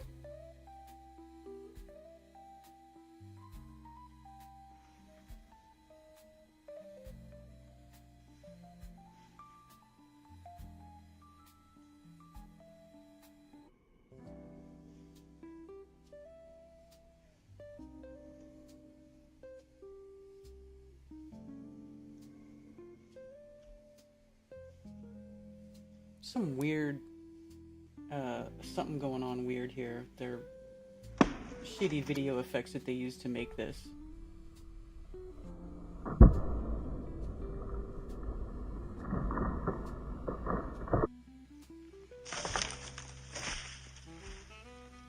Okay, see right here? That's a human's face. Right there, baby.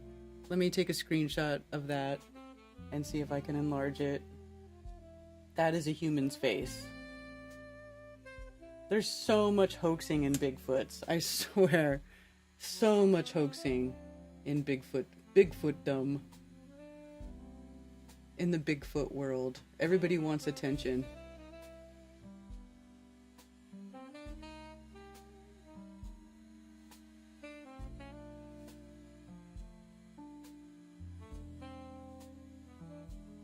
There we go. It's like, why isn't my screenshot showing up?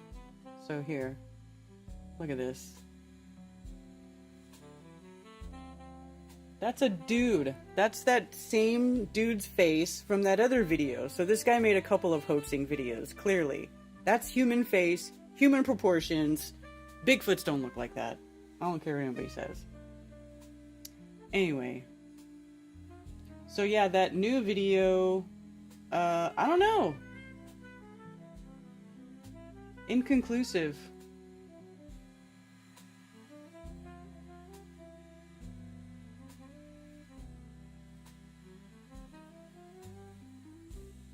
But I learned, I usually, like, whenever I see these Bigfoot videos, I go into it thinking it's a hoax, because most of the time it's a hoax.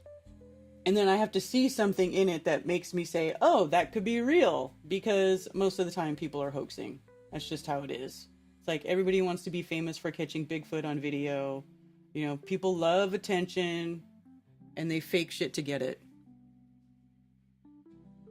that Sony Vader channel is great ABS. Well, Trevor, I would tend to agree with you because clearly that video is a dude in a suit faking it.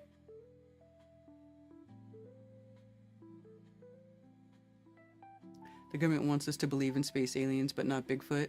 Oh my gosh, that was the other thing that I had on my list to talk about today. Have you seen, actually, I need to take a break. I'll be right back. Let me just, I'll be right back. Real quick.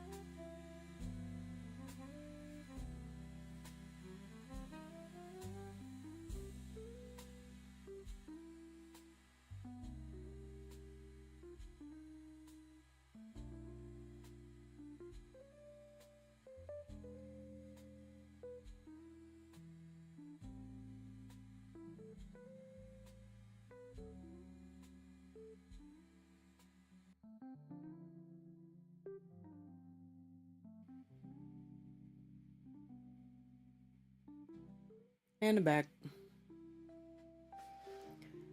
Are you guys still with me? An excellent start for June. So much drama in Sasquatchery. The amount of hoax vids is why I sort of stopped looking into BF. I agree. It can be very frustrating. Coffee is working its magic, yeah. Fear porn for Lyme disease? Oh yeah! Yeah. They're always putting out some kind of thing about disease. So the bug's gonna get you. The ticks. The ticks are out in force, giving everybody Lyme disease.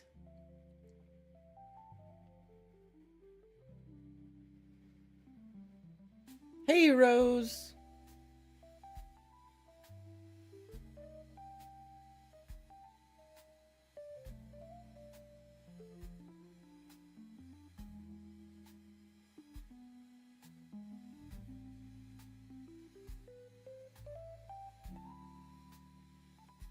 It's not really morning here either.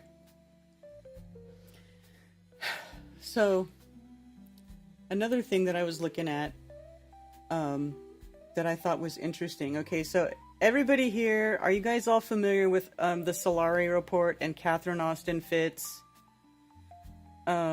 Supposedly a truth teller type of person. Well, she went on this dude's podcast, what's his name?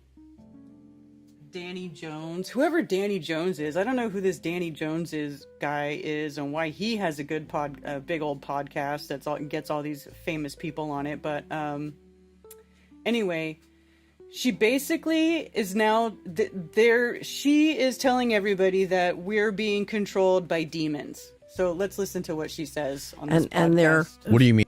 What do you mean? Can you define Mr. Global? Is the committee that runs the world. So Okay. there's a committee at the top that makes all the big decisions. And my nickname for it is Mr. Global. Who's your best guess of who Mr. Global is? I think you have intergenerational pools of capital, and right now they are over influenced by occult. So Occult. So I think you have interdimensional intelligence, which is operating demonic intelligence. Interdimensional demonic intelligence. Yeah. Yep. So I think this thing about good and evil is real, and I can't find it anymore. I found it once. There were in the 30s, a British physicist got up and said, we are being manipulated, but from other dimensions by intelligent beings from other dimensions. So I think, if you study Christianity and you read the Bible, you're dealing with both divine intelligence and demonic intelligence. And I think too much of the leader. See, that right there tells me that I don't know what Bible she's reading, but she either didn't read the Bible or she doesn't understand what she's reading. Leadership has gotten deeply involved in the occult and demonic kinds of intelligence. Wow. So I just read a book, and I have no idea. So I've tried to find every theory to explain the paranormal stuff. So I'm not telling you this is true, but I just finished reading a book called Final Event by Nick Redfern. I don't know if you've ever read it. Mm-mm. And he describes it's a exploration of a group of military intelligence in the United States called the Collins Elite. Oh yeah, I've heard about the Collins Elite. Yeah. And they came to believe that the ET phenomena was a demonic phenomena. It was not people from another planet. It was demonic intelligence. It was biblical stuff. So she's basically, it sounds like she's saying that she thinks that the world is being controlled by alien demons. Right. And one of the things he discovered was that, or the Collins Elite apparently discovered, is in many sort of ET abduction events, if you called on Jesus Christ, it would stop. What? Yeah. That's what he reported. And he strikes me, I don't know anything about him, but it struck me as someone who was trying to do a faithful job of simply reporting what they found. What do you mean? Can you do? Of course. So, okay. New Age Christian nonsense, yeah. Tony says Catherine Austin Fitz said some interesting Rona stuff about the money behind it all. Yeah, she has said some interesting stuff, but she also has ties to some of these people who would be considered like tech, deep state tech bro type people, ex-CIA, or she has some affiliation with CIA and stuff, so who knows? Many grains of salt.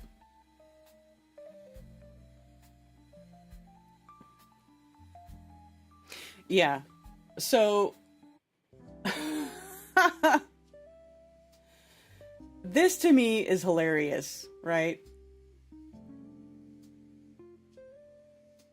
I mean, it just seems like, what would you say? What if you say that to like the average person? What do they think? Oh, we're being taken over. There's nothing I can do. I'm powerless against the interdimensional demonic intelligence. It's fucking bullshit, And especially like she says, oh, if you read the Bible, blah, blah, blah, blah, blah, there's divine intelligence and demonic intelligence. Listen, if you read the Bible, which I've not read the whole thing, but the parts I did read, it said repeatedly that the Creator sets before you the path of good and evil. The Creator made everything. The Creator made all the good stuff, and the Creator made all the bad stuff. And then He gave you free will so that you can choose which way you want to live. And the Creator, you know, basically the gist is in Scripture that the Creator hopes that you will choose to live the right way and do good and choose the right path and resist all of this evil stuff and, you know, love God and love people and be a good person, right? It's not like the Christ is like, or the God is like, okay, here's my good divine stuff that I made. Everything I made is all the good stuff. And then there's this other evil thing over here that made all the evil bad stuff. And we're, you know, no. It all was of the same Creator, the good and the bad. And you, with a human, you get free will so that you can choose to do good or you can choose to be bad. And what's happening in this country is that there's a whole bunch of shitty people who have a lot of power and a lot of money who choose to do bad things with their power, with their money. It's not an unknown concept that absolute power corrupts absolutely. So when you give a bunch of shitty people with no morals, endless amounts of money and huge amounts of power, they do a bunch of horrible fucking things. And this woman is out here going, oh, it's interdimensional demons. We're being manipulated by demons. Yeah, demon people. Shitty demon people. Like, God forbid that we should be able to, you know, pinpoint or point a finger to an actual human who's doing horrible things and then hold that person accountable. It's like, it's always like, it's a corporation. It's this entity that did this and that. And it's like, are you fucking kidding me? You're talking about morally corrupt, evil people who are doing horrible things to people who chose to do good. People who don't run around the world thinking, I'm going to take over my neighbor and I'm going to take all of his stuff and I'm going to be ruler of the neighborhood. Like, that is not a normal thing.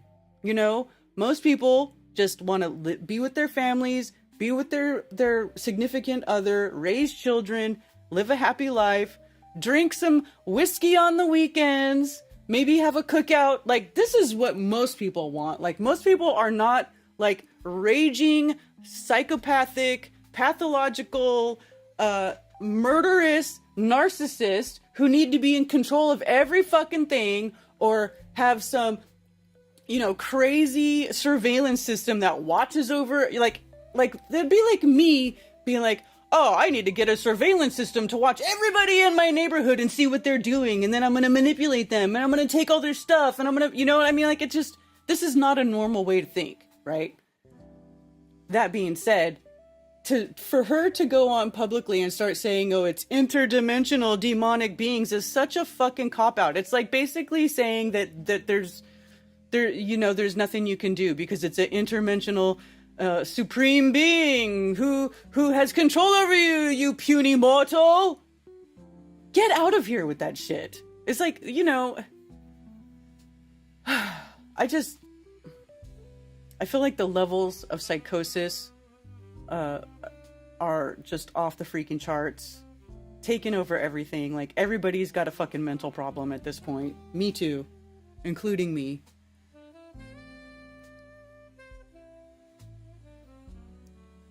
The stuff that lady said about demons sounds like the complicated way of saying biblical reality about demons. Well,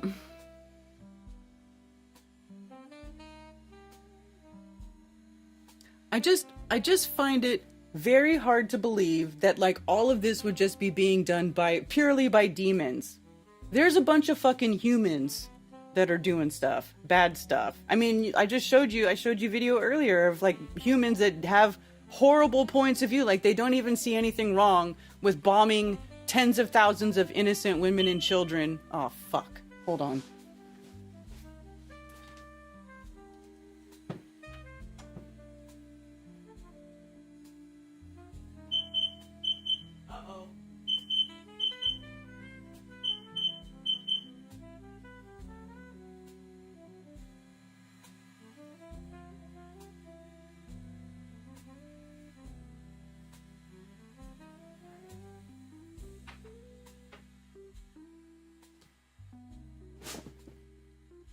Sorry about that. I don't know what's wrong with those fire alarms. They're not working right anymore. I think it's the parasites and bacteria and fungus that really have control over us. Unseen spirit world. Is the perimeter secured? Shit, hold on, it's beeping again.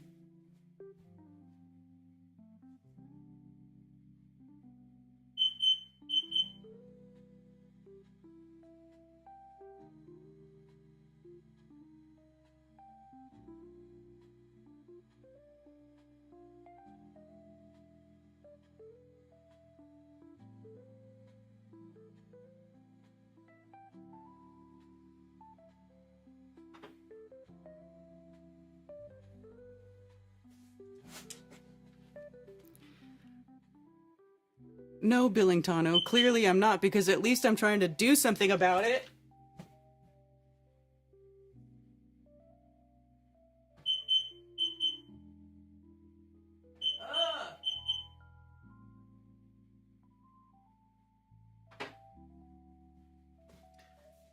Okay, well, I may have to end the stream because obviously I can't just sit here while that keeps beeping over and over again. Yeah, it says low battery, but Lloyd, I changed the battery twice in that thing because I changed the battery and then it would still, like a week later, it would start beeping again. So I'm like, well, maybe those batteries weren't good. So then I went and I got brand new batteries. Fucking thing. I got brand new batteries and then I put brand new batteries in it and it still does it. Please, somebody help me understand why when I change the batteries, it still beeps. I don't get it. It wastes like a week. Like I change it. Well, I used to just, well, I was doing there for a while. I would just hit that button and it would shut up, right? Then a week later, it starts beeping again. What is that? Can you explain to me what that is? Throw it out. Evil spirits fucking with you. I did take the battery out. I know it's time to change the battery. Do you guys think I'm fucking stupid? Karen, that means you gotta change the battery. I know! I've changed the battery twice in it, and it still beeps.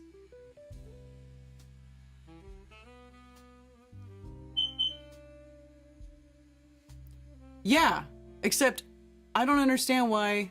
How do you reset it?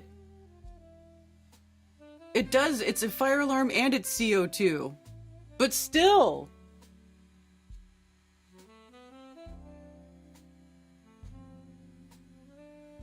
I don't know if I have a manual for it. I'm gonna have to look up the model number and do some internet research. See, look, it's beeping even more now. Smoke detectors don't last forever. Do they have a 10-year expiration date? Because that's about how old these are. Because the house was built in like 2014, 2015. And now my smoke alarms are like acting retarded. Do they have a 10-year limit? I think that's it.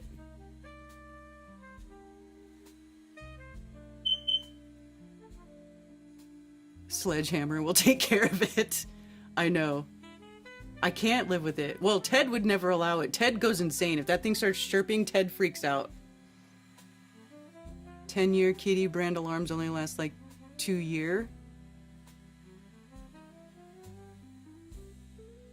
What would the CO2 be leaking from?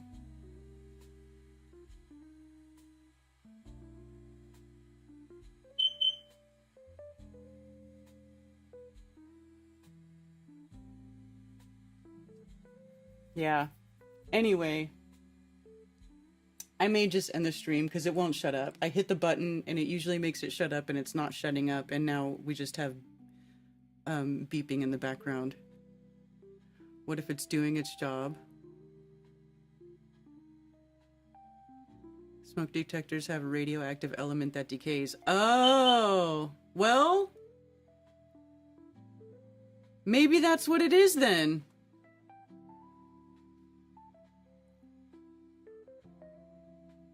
No, when it detects CO2, it talks. Like they talk. They go, warning, CO2 detector. Warning, CO2 is detected. Like it talks. It doesn't And when when it sets off the fire alarm, it starts beeping wildly, and it's like fire, fire, fire, fire, fire, fire. So this is not it telling me that there's CO2. This is not the thing telling me that there's a fire. It's an issue with it because I changed the battery in it already twice and it still does it. So maybe you're right. Maybe it's dead. Mind talk. I don't know if they all talk, but mind talk. When when you test it, it goes beep beep beep, fire fire fire, beep beep beep, and then the CO2 one says warning. Americium. Really? Maybe they're just dead then. Let's see. How long do fire alarms last? Fire alarms should be replaced every 10 years. Fuck. As their effectiveness can decrease over time due to dust and wear on the sensors, it's important to check the Okay, so I need new fire alarms. Fuck, man. It's right at 10 years. Like, it's 10 years. Smoke detector life expectancy. 10 years from the date of manufacture. Combo smoke CO alarm should be replaced 5 to 7 years depending on the model. And these are combo alarms, so they're already out of years overdue for being changed. Okay.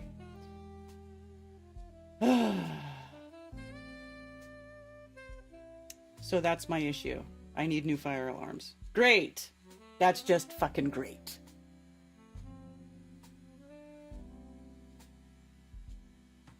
No, I've already reset it. Like, I've been resetting it for weeks, and now it's not even working anymore when I reset it. Americium. Yeah. Trust me, I've done the test button. Like, I even have my little stick. I had the handle thing here ready to punch the button because I've been doing it for a couple weeks already. And I'm like, why? It's toast. I was actually freaking out because I was thinking it was mine. You have the same brand I do. Okay, that makes sense. Hey, better than not knowing it's bad. Yeah. Understand fire alarm speak. Okay. Well, clearly this issue is not going to be resolved while I'm on the stream. Shotgun fix it. I don't want to shoot the gun in my house.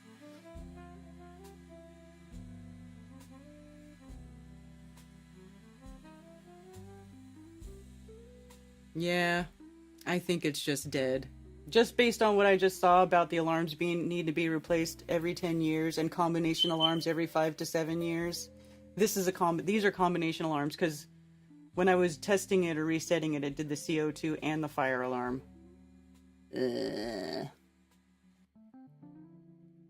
Yeah, but you know what? This is in the stairwell. Okay, so right around here, right around the corner here, is the stairs that go downstairs, right?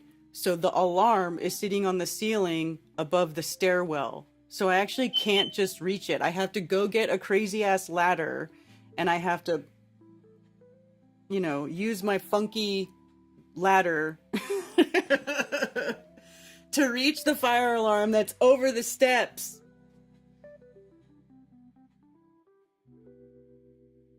Yeah, I'm gonna have to go so I can do this. Anyway, thanks you guys for hanging out with me on this fine Moonday morning, June 2nd, 2025. We're already halfway through the year, which is wild. That's wild. All right, so I'll be back next Moonday. My word.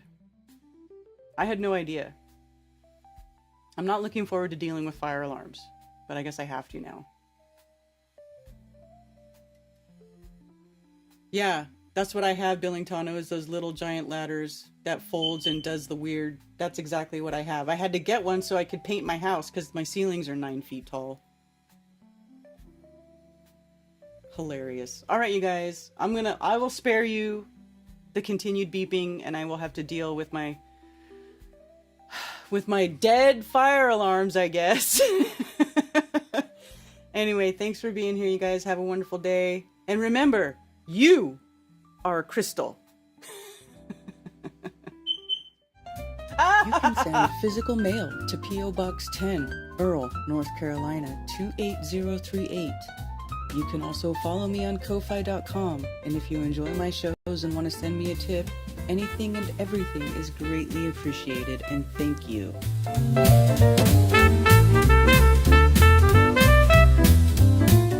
And it's official. Flat Earth Festivals has been retired. It was great fun while it lasted, and I hope you all cherish the memories we made at Flattoberfest as much as I do, and it was a pleasure to watch so many online friendships become in real life friendships over the years. Thank you so much.